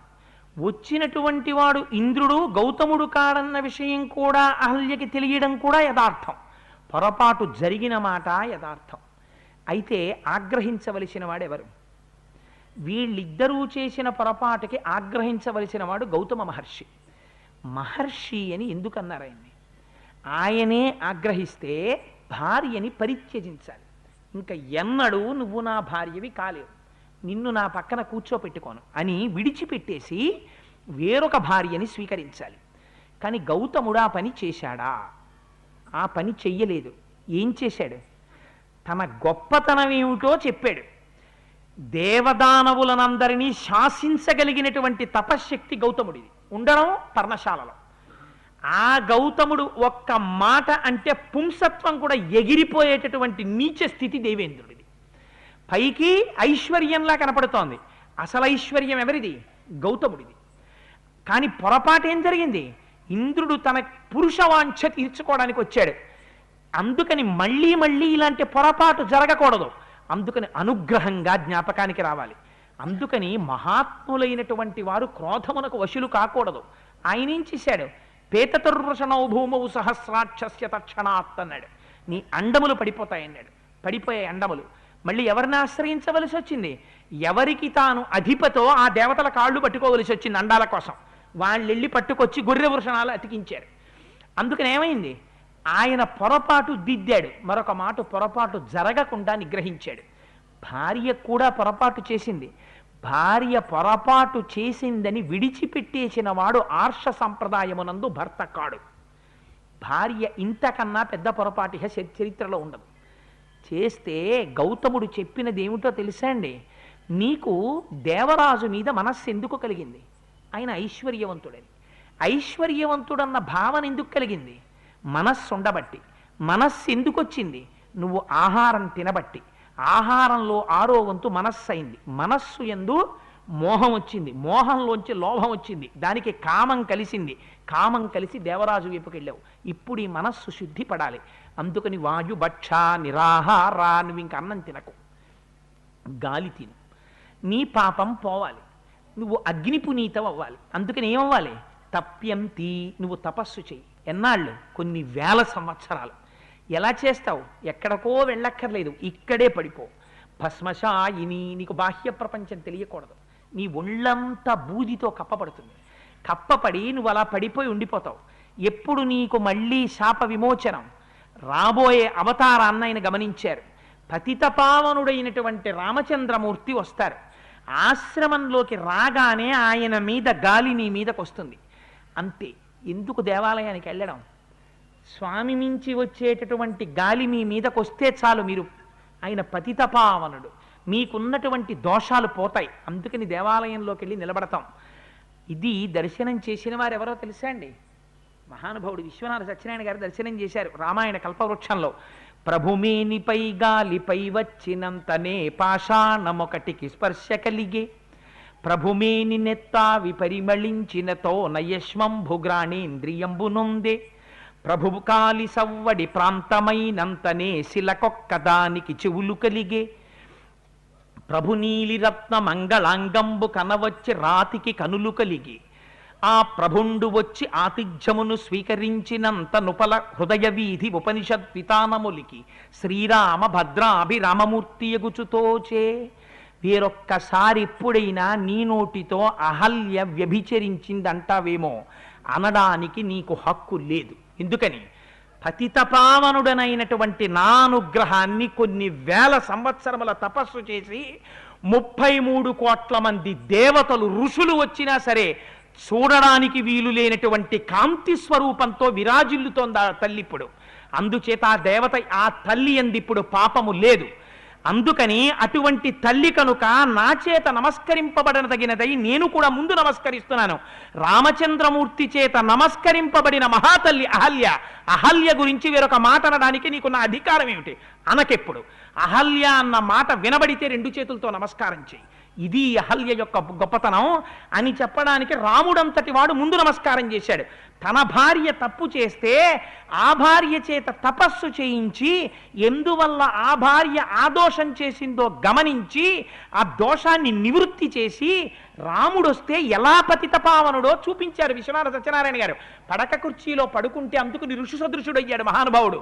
ప్రభుమేని పైగాలి పైవచ్చినంతనే పాషాణమొకటికి స్పర్శ కలిగి, అప్పటి వరకు బాహ్య స్పర్శ లేకుండా పడిపోయినటువంటి అహల్యకి రామచంద్రమూర్తి మించి గాలి వచ్చి తగిలింది తంతే స్పర్శ కలిగింది. ఇప్పటి వరకు ఆవిడికి స్పర్శ లేదు. ప్రభుమేని నెత్తావి పరిమళించినతోన యశ్మంబు ఘ్రాణేంద్రియంబునొందే. ఇప్పటి వరకు అసలు ముక్కుకి వాసన తెలియకుండా పడిపోయినటువంటి అమ్మకి రామచంద్రమూర్తి మించి వచ్చినటువంటి పరిమళమైన వాయువు తగలగానే ముక్కుకి సువాసన తెలియడం ప్రారంభమైందిట. ప్రభుమేని నెత్తావి పరిమళించినతోన ఆ రాయి స్పర్శేంద్రియంబు పొందే. ఆయన మించి గాలి వచ్చి తగలగానే మళ్ళీ స్పర్శేంద్రియం పనిచేయడం ప్రారంభించిందిట. ప్రభు నీలరత్న మంగళాంగంబు కనవచ్చి రాతికి కనులు కలిగే. ఆ నీలమేఘ సంకాశమైనటువంటి రామచంద్రమూర్తి యొక్క సౌందర్య ఆవిర్భూతమైనటువంటి ఆ స్వరూపాన్ని చూడగానే ఆవిడ కనులు పనిచేయడం మొదలుపెట్టాయిటంటే మళ్ళీ ఆవిడలోంచి శబ్ద స్పర్శ రూప గంధములనేటటువంటి 4 తన్మాత్రలు ప్రారంభమయ్యాయి. మరి రసేంద్రియం నాలుకెప్పుడు పనిచేస్తుంది అంటే ఇప్పుడు ఇన్నాళ్ళు తపస్సు చేసింది కాబట్టి లేచి తిన్నప్పుడు కాదుట. ఆ రాముడికి పళ్ళు ఫలాలు పాలు అన్నీ ఇచ్చినప్పుట ఆయన తింటే ఈవిడ రసేంద్రియం పనిచేయడం మొదలెట్టిందిట. ఇప్పుడు ఏమైంది?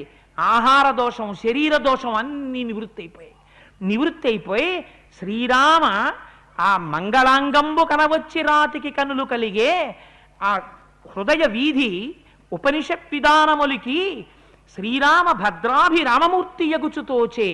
ఇప్పటి వరకు రాముడు రాముడే, శ్రీరాముడు కాడు, సీతతో కలిసిన రాముడు కాడు. ఎందుచేత? నాయన సీతమ్మ అక్కడున్నట్టు నువ్వు ఇక్కడున్నట్టు కనపడుతున్నారు, కానీ ఆవిడ నిత్యానపాయని, నీ నుంచి విడబడదు. లక్ష్మి సీతమ్మగా అక్కడ మిథిలా నగరంలో ఉంది. మీ ఇద్దరు తొందరలో కలియబోతున్నారు, సీతారాములుగా మాకు దర్శనం ఇవ్వబోతున్నారు అని దర్శనం చేసినటువంటి గొప్ప చారిత్రము కలిగి తన పాపమునంతటిని ప్రక్షాళనము చేసుకున్నటువంటి మహాపతివ్రత అహల్య. అటువంటి అహల్య కాళ్ళ మీద రాముడు పడ్డాడు. వెంటనే గౌతమ మహర్షి వచ్చారు. అహల్య రా అని చెయ్యి పట్టుకుని మళ్ళీ తన ఆశ్రమ ప్రాంతానికి తీసుకెళ్ళిపోయారు. రామా, భార్య తప్పు చేస్తే ఉద్ధరించుకున్నవాడు భర్త, అంతేకాని పాణిగ్రహణం చేసి అస్తమానం చిన్నదానికి చితకదానికి కూరలో ఉప్పు దిగ్గిన దగ్గర నుంచి ప్రతిదానికి భార్యని పట్టుకుని నిందించినవాడు భర్త కాడు. వాడేం భర్త? భార్య తప్పు చేస్తే దిద్దుకున్నవాడు భర్త. చూసావా రామా అహల్య కథ? ఇది అహల్య కథ అంటే. ఏమవుతోంది రాముడికి ఇప్పుడు? బాహ్యమునందు పతితపావనుడయ్యాడు, నరుడిగా గురుడి చేత సంస్కరింపబడుతున్నాడు. పెళ్లి చేసుకోవడం అంటే ఏమిటో, పాణిగ్రహణం చెయ్యడం అంటే ఏమిటో, భార్యని ఎంత అపురూప వస్తువుగా చూసుకోవాలో, భార్య తప్పు చేసినప్పుడు భర్తృత్వం బయటికి వస్తుంది. తప్పు చేయడం అంటే నా ఉద్దేశం ఇంకొకటని కాదు. భార్య ఏదైనా పొరపాటు చేసినప్పుడు నువ్వు చెలరేగిపోయే అవకాశం వచ్చిందని కాదు నువ్వు సంతోషించవలసింది. ఆవిడ వల్ల పొరపాటు జరిగితే పిలిచి చాలా ప్రశాంత చిత్తంతో, ఉసే నీకు చెప్పడానికి నేను తప్పెవరున్నారు? నీ కష్టమైనా నా కష్టం, నీ సుఖమైనా నా సుఖం. నేను తప్ప నీకెవరు చెప్తారు? నువ్వు బాధపడకూడదని నీకు ఒక మంచి మాట చెప్పాలని చెప్తున్నాను. నాకు వీరు తప్ప ఎవరు చెప్తారు? నా కష్టం వారి కష్టంగా భావించడానికి నాకు జీవితంలో వీరు తప్ప ఇంకెవరున్నారు ఆయన కన్నా గొప్ప అన్న పరమ పవిత్ర భావనతో నువ్వు ఈ మాట విను. ఈ మాట దిద్దుకో, ఇంకెప్పుడు ఇలా చెయ్యకు, అది నీకు యోగ్యం కాదు అని భర్త భార్యకి ఏకాంతమునందు కూర్చోపెట్టి చెప్పి భార్యని దిద్ది తనతో పాటు నడిపించగలిగినటువంటి వాడై ఉండాలి. అందుకే భార్యని ఆర్ష సాంప్రదాయంలో ధర్మపత్ని అన్నారు. ఎంత అందంగానో రామా, భార్య అంటే ఇలా చూసుకోవాలని చెప్పలేదు విశ్వామిత్రుడు. ఇది అహల్య కథ రామా అన్నారు. నువ్వు పతితపావనుడవు అన్నారు. ఈ కథ కదండి రాముడి జీవితాన్ని చివరి వరకు శాసించింది. తన తండ్రి దశరథ మహారాజు గారు దక్షిణ నాయకుడు, ఎందరో భార్యలున్నారు, రాముడికొక్కతే పత్ని. మనస వాచ కర్మణ ఇహ ఆ భార్యని దాటలా. కారణమేమిటి? ఎటువంటి గురువుల చేత సంస్కరింపబడ్డాడు. ఇప్పుడు చెప్పండి, రామాయణం బాలకాండ రిటైర్ అయిపోయిన వాళ్ళు వినడం మంచిది. రామాయణం బాలకాండ వినవలసిన వాళ్ళు యుక్త వయస్సులో ఉన్నవాళ్ళు వినాలా? పెళ్ళయి ఇప్పుడు మంచి ఉత్సాహంతో జీవితాన్ని చక్కదిద్దుకుంటున్న వాళ్ళు వినాలా? లేకపోతే రామాయణం రిటైర్ అయిపోయి ఎందుకు పనికి మాలినటువంటి వాళ్ళు మాత్రమే వినాలి, మీకెందుకని రామాయణానికి వెళ్ళేవాడిని చొక్కా పట్టుకు ఆప్ చెయ్యాలా? రామాయణం పట్ల గురి కోల్పోతే పాడయ్యేవి మన బ్రతుకులు. మహర్షి ఔదార్యంతో వీటిని మనకు అందించారు. ఇన్ని రహస్యాల్ని లోపల పెట్టి అహల్యా వృత్తాంతాన్ని మనకు అందించారు. అందుకే అహల్య పొరపాటు తొలగొట్టుకున్న కొన్ని వేల సంవత్సరాలు తపస్సు చేసినటువంటి మహాపతివ్రత. అహల్య జ్ఞాపకానికి రాగానే ఒక విషయం జ్ఞాపకం పెట్టుకోవాలి. రాముడంతటి వాడు నమస్కరించిన అమ్మ అహల్య అనేటప్పటికి ఇలా నమస్కారం చేసేయాలి. అపార సౌందర్యము ఎంత జాగ్రత్తగా ఉండాలో కూడా మనకి నేర్పుతుంది. అందుచేత ఇన్ని రకాలుగా అహల్యా వృత్తాంతాన్ని బాలకాండలో మనకి వివరణ చేసి మహర్షి అది దాటి మిథిలా నగరానికి వెడతారు. వెళ్ళిన తరువాత అక్కడ ఎక్కడ చూసినా వాహనాలు ఇరుకిరుకుగా వచ్చినటువంటి ఎందరో మహర్షులతోటి మునులతోటి అక్కడ జరుగుతున్నటువంటి యాగ సంరంభంతో మహోజ్వలంగా ఉంది. రాముడు అన్నాడు, మహానుభావ, ఎందుకు మనకి ఈ అల్లర్లో? కాస్త దూరంగా ఎక్కడైనా నిర్జనంగా ఉన్న చోట, జలములు సమృద్ధిగా దొరికే చోట మనం విడిది చేద్దామన్నారు.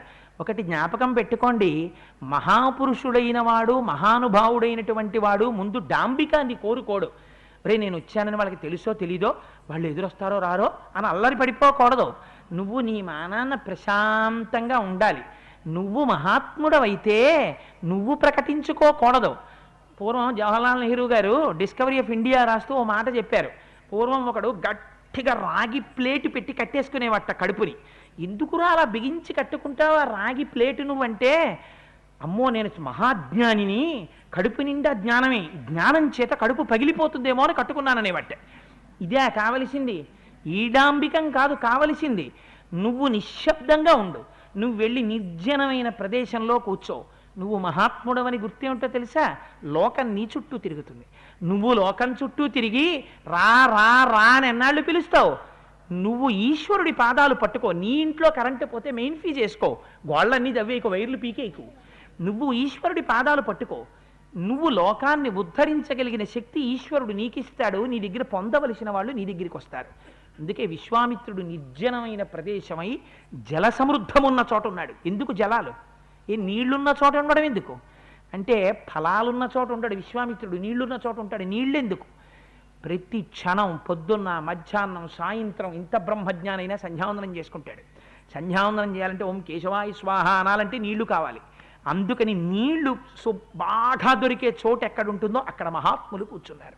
చూడండి, వెతుక్కోవడం కూడా ఈశ్వరారాధనకి సరిపోయే ప్రదేశం. ఆయన ఇల్లు ఎక్కడ కూర్చుంటే ఈ వార్త ఎవరికి తెలిసిందిట? జనక మహారాజు గారికి తెలిసింది. తెలిసి ఆయన ఏం చేశాడు? పరుగు పరుగున పురోహితుడు శతానందుణ్ణి పట్టుకుని పరిగెత్తుకుంటూ విశ్వామిత్రుడు ఉన్న చోటుకి వచ్చేట. వచ్చి ఆయన అన్నాడు, ఎంత గొప్ప మాట అన్నాడో చూడండి. ఆద్యయజ్ఞ సమృద్ధిర్దే సఫలా దైవతై కృత ఆద్యయజ్ఞ ఫలం ప్రాప్తం భగవద్ దర్శనాన్మయ. స్వామి, నేను చేస్తున్నటువంటి యజ్ఞం సఫలమైపోయింది అనుకుంటున్నాను. ఎందుకో తెలుసా? మీరు రావడమే ఫలం. విశ్వామిత్రుడివి, మహానుభావుడివి, బ్రహ్మర్షివి, నువ్వు వచ్చావు, ఇంకేం కావాలి? చాలా సంతోషమయ్యా మహానుభావ అని చెప్పి అర్ఘ్యపాద్యాదులు ఇచ్చాడు, పూజించాడు. ఎక్కడ కూర్చుంటే ఏమిటి? పూజ చేశాడు. పూజ చేసి విశ్వామిత్రుడితో ఒక మాట అడిగాడు. ఆ విశ్వామిత్రుడితో మాట్లాడడంలో ఇలా చూసేటప్పటికి పక్కన రామలక్ష్మణులు కనబడ్డారు. ఆయన అన్నాడు, ఇమౌ కుమారౌ భద్రంతే దేవతుల్య పరాక్రమౌ గజసింహగతి వీరౌ శార్దూల వృషభోపమౌ పద్మపత్ర విశాలాక్షౌ ఖడ్గతూణీధనోద్ధరౌ అశ్వినావివరూపేణ సముపస్థిత యవ్వనౌ యదృచ్ఛయైవ గాం ప్రాప్త దేవలోకాదివామరౌ కథం పద్మ్యామిహ ప్రాప్త కిమర్థం కన్యవామునే వరాయుధరౌ వీరౌ కస్య పుత్రౌ మహామునే భూషయంతామిమం దేశం చంద్రసూర్య వివాంబరం అని. చూశావా, వీళ్ళేమో ఖడ్గాలు పట్టుకున్నారు, కోదండాలు పట్టుకున్నారు, బాణతూణీరాలు కట్టుకున్నారు, సూర్యచంద్రుల్లా ఉన్నారు, ఇద్దరు ఒక్క పోలికతో ఉన్నారు. ఏనుగు పెద్ద పులి నడుస్తుంటే ఎలా ఉంటుందో అలా నడుస్తున్నారు, అపారమైనటువంటి తేజస్సుతో ఉన్నారు. ఈ పిల్లలిద్దరినీ చూస్తే మహాశ్చర్యకరంగా ఉంది. ఈ పిల్లలిద్దరూ ఎవరయ్యా మహానుభావ విశ్వామిత్ర? నీ పక్కన ఎందుకున్నారు వీళ్ళు అని అడిగారు. పొంగిపోయాడు. తన శిష్యుణ్ణి చూసుకుని గురువు పొంగిపోవాలి, అంతేకాని వాళ్ళు రాగానే వీళ్ళే ముందెళ్ళిపోయి, sir I'm Rama son of Dasharatha glad to meet you అని వీళ్ళేం చెప్పరు. గురువుగారి వెనకాతలు ఇలా నించుంటారు. నించుంటే గురువుగారిని చూసిన తర్వాత శిష్యుల వంక చూసి, ఏమి పరాక్రమం, ఏమి అద్భుతం, ఏమి స్వరూపం, సూర్యచంద్రుడు ఆకాశంలో ఉన్నట్టున్నారయ్యా, ఎవరయ్యా వీళ్ళు అని అడిగారు. అడిగితే గురువు, వాళ్ళిద్దరా? బాబాయ్ చాలా గొప్పవాళ్ళండి, దశరథుడి కొడుకులు, 60,000 సంవత్సరాల తర్వాత పుత్రకామేష్టి చేస్తే పుట్టారు. ఏమనుకుంటున్నారో? ఇలా పిచ్చ పిచ్చ పొగడ్తలు గురువులు పొగడరు. గురువులు పొగిడితే శిష్యుడు పాడైపోతాడు. నేను గురువు ఎంతవరకు మాట్లాడాలో అంతవరకు మాట్లాడతారు. గురువు అన్నారు, విశ్వామిత్రుడు వాళ్ళ దశరథ మహారాజు గారి కుమారుడు రామలక్ష్మణుడు. సిద్ధాశ్రమంలో నేను యాగం చేశాను, దాన్ని రక్షించడం కోసమని రామలక్ష్మణుల్ని తీసుకొచ్చాను. వాళ్ళ రక్షణలో నా యాగం పూర్తయింది. దశరథ కుమారులు వారు నాతో వచ్చారు అన్నాడు. అన్న తర్వాత శతానందుడు పరిగెత్తుకొచ్చాడు. ఎవరు? గౌతమ మహర్షి కుమారుడు. పరిగెత్తుకొచ్చి, ఆహా, మీరు ఇలా వస్తున్నప్పుడు మా అమ్మ కనపడిందా? ఆశ్రమంలోకి వెళ్ళారా అన్నాడు. అంటే రాముడు వచ్చాడయ్యా, పతితపావనుడు కదా, మీ అమ్మ శాప విమోచనమైంది, సంతోషంగా గౌతమ మహర్షితో కలిసి వెళ్ళిపోయింది అన్నాడు. అనగానే ఇప్పుడు శతానందుడికి సంతోషం ఎవరి వైపుకి ఎడుతుంది? రాముడి వైపుకి తిరిగాడు. రామ, మా అదృష్టమయ్యా నీ దర్శనం. మా అమ్మ ఎంత కష్టపడిందో నీకు తెలుసా రామ? జీవితంలో ఒక్కసారి కామమునకు వశురాలైంది. అయినందుకు ఎన్ని వేల సంవత్సరములు తపస్సు చేసిందో తెలుసా? అమ్మ గురించి కొడుకు మాట్లాడినా, భార్య గురించి భర్త మాట్లాడినా మన సమాజం ఎలా మాట్లాడేదో చూడండి. ఇంత పొరపాటు కనపడితే చెట్టీలు పట్టుకుని, చొక్కాలు పట్టుకుని, కొట్టుకుని, వాడి మొహం నేను చూడనని, నా మొహం వాడు చూడనని విడిపోయేటటువంటి దౌర్భాగ్య స్థితికి ఇవాళ సమాజం జారిపోయింది. కానీ అంతంత పొరపాట్లు కూడా సరిదిద్దుకున్నటువంటి కుటుంబాధిపతులు ఉండేవారు, ప్రేమించగలిగినటువంటి కుటుంబ సభ్యులు ఉండేవారు. అంత తపస్సు చేసిందయ్యా మా అమ్మ. మా అమ్మ నీకు ఆరాధన చేసిందా? నువ్వు మా అమ్మ దగ్గర అర్ఘ్యపాద్యాదులు పుచ్చుకున్నావా? మా అమ్మ ఇచ్చినటువంటి విందు స్వీకరించావా? నాయన, ఆ భక్ష్యాల్ని భోజ్యాల్ని స్వీకరించావా? మా అమ్మ సంతోషంగా ఉందా అని అడిగాడు. అడిగితే, మహానుభావ, మీ అమ్మగారు పరమ సంతోషంగా ఉన్నారు, దీదీప్యమానంగా ఉందా తల్లి? మాతృస్వరూప అయిన అహల్యకి నమస్కరించాను, ఆవిడ మీ తండ్రి అయిన గౌతమ మహర్షితో కలిసి తపస్సు చేసుకోవడానికి బయలుదేరిపోయిందయా అని చెప్పారు. చెప్తే ఎవరి గురించి మాట్లాడాడో తెలుసా అండి శతానందుడు? ఆశ్చర్యకరమైన విషయం ఏమిటంటే ఆయన అన్నాడు, రామా, నువ్వు ధన్యుడవు. ఎందుకు ధన్యుడవో తెలుసా? నాస్తి ధన్యతరో రామ తత్తోన్యో భువి కశ్చన గోప్తా కుశికపుత్రస్తే ఏన తప్తం మహాత్తప. విశ్వామిత్రుడు బ్రహ్మర్షి ఎంత తపస్సు చేశాడో తెలుసా రామ? తపస్సు అంటే ఇలా కూర్చుని బ్రహ్మర్షి అయిపోయాడు అనుకుంటున్నావేమో. బ్రహ్మర్షి అవ్వడానికి ఎన్ని కష్టాలు పడ్డాడో, ఎన్ని ప్రతిబంధకాల్ని అధిగమించాడో, ఎటువంటి స్థితిని పొందాడో, ఇటువంటి బ్రహ్మర్షి అయినటువంటి విశ్వామిత్రుడి చేత రక్షింపబడడం అందే అది నీకు ధన్యత రామా. అందుచేత నువ్వు గొప్పవాడివయ్యావన్నాడు. అంతేకాని గురువుగారు అక్కడ ఉండగా శిష్యుణ్ణి పట్టుకుని మీ వల్ల మా అమ్మగారు పాపం ఇదేంటి తప్యంతి భస్మసాయిని బూదిలో ఉన్నటువంటిది మా అమ్మ మళ్ళీ మా స్వరూపాన్ని పొందింది, అందుకని మా ఇంటికి రండి మనం మాట్లాడుకుందాం, విశ్వామిత్రుడు జనక మహారాజు గారు ఇంటికి వెళ్తారులేండి అనకూడదు. మాట్లాడడం అంటే ఎలా ఉంటుందో చూపించారు. అడిగాడు విశ్వామిత్ర మహానుభావ చెప్పావా మా అమ్మ కథంతా అని అడిగారు. చెప్పానయ్యా మీ అమ్మ కథంతా చెప్పానన్నారు. పొంగిపోయాడు శతానందుడు. పొంగిపోయి ఇప్పుడు నేను ప్రత్యుపకారం ఏం చెయ్యగలను? ఈ విశ్వామిత్రుడు కదా నిన్ను తీసుకెళ్ళాడు ఆశ్రమంలోకి, మా అమ్మ కథంతా చెప్పాడు కదా, ఎంత జాగ్రత్తగా చెప్పకపోతే మా అమ్మ పట్ల నీకు ఔదార్యం ఏర్పడింది, లేకపోతే చెయ్యి నేను రానా ఆశ్రమంలోకి అని నువ్వు అనొచ్చు కదా.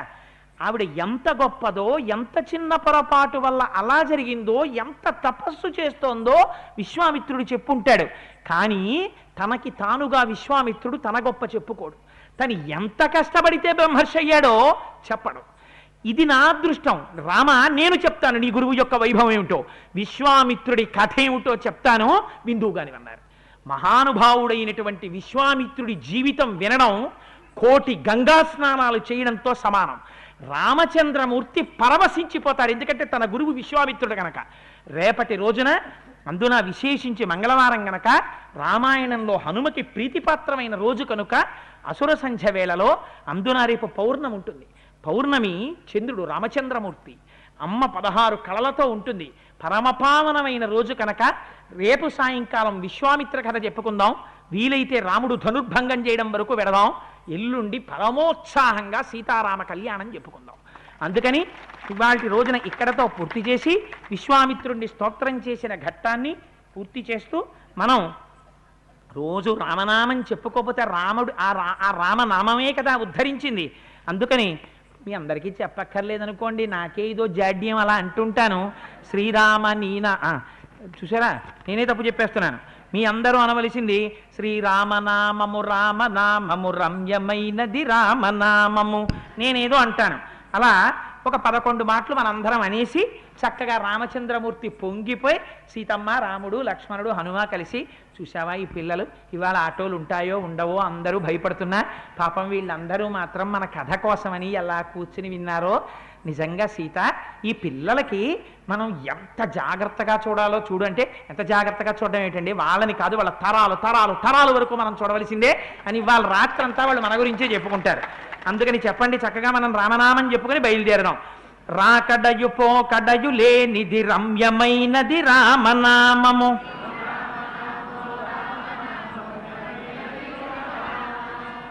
ఆత్మ సంయమ యోగ సిద్ధికి ఆయుధము శ్రీరామనామము.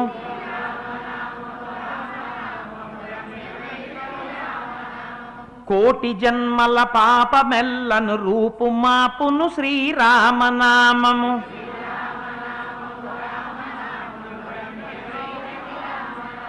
సత్వరజస్తమో గుణములకతీతమైనది శ్రీరామనామము.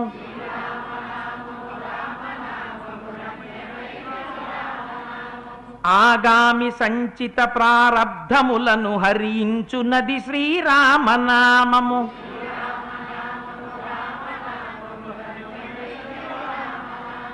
కామక్రోధలోభమోహములను కాల్చునది శ్రీరామనామము.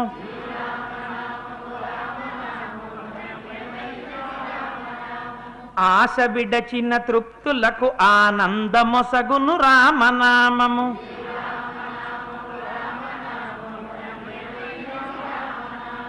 ప్రణవమను ఓంకారనాద బ్రహ్మమే శ్రీరామనామము.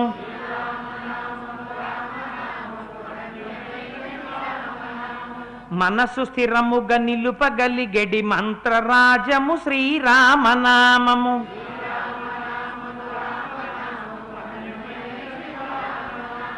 పసితనంబున అభ్యసించిన పట్టుబడు శ్రీరామనామము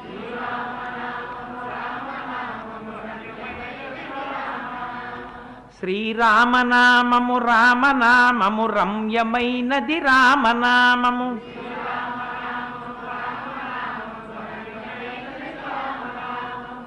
సర్వం శ్రీ ఉమామహేశ్వర పరబ్రహ్మార్పణమస్తు. స్వస్తి.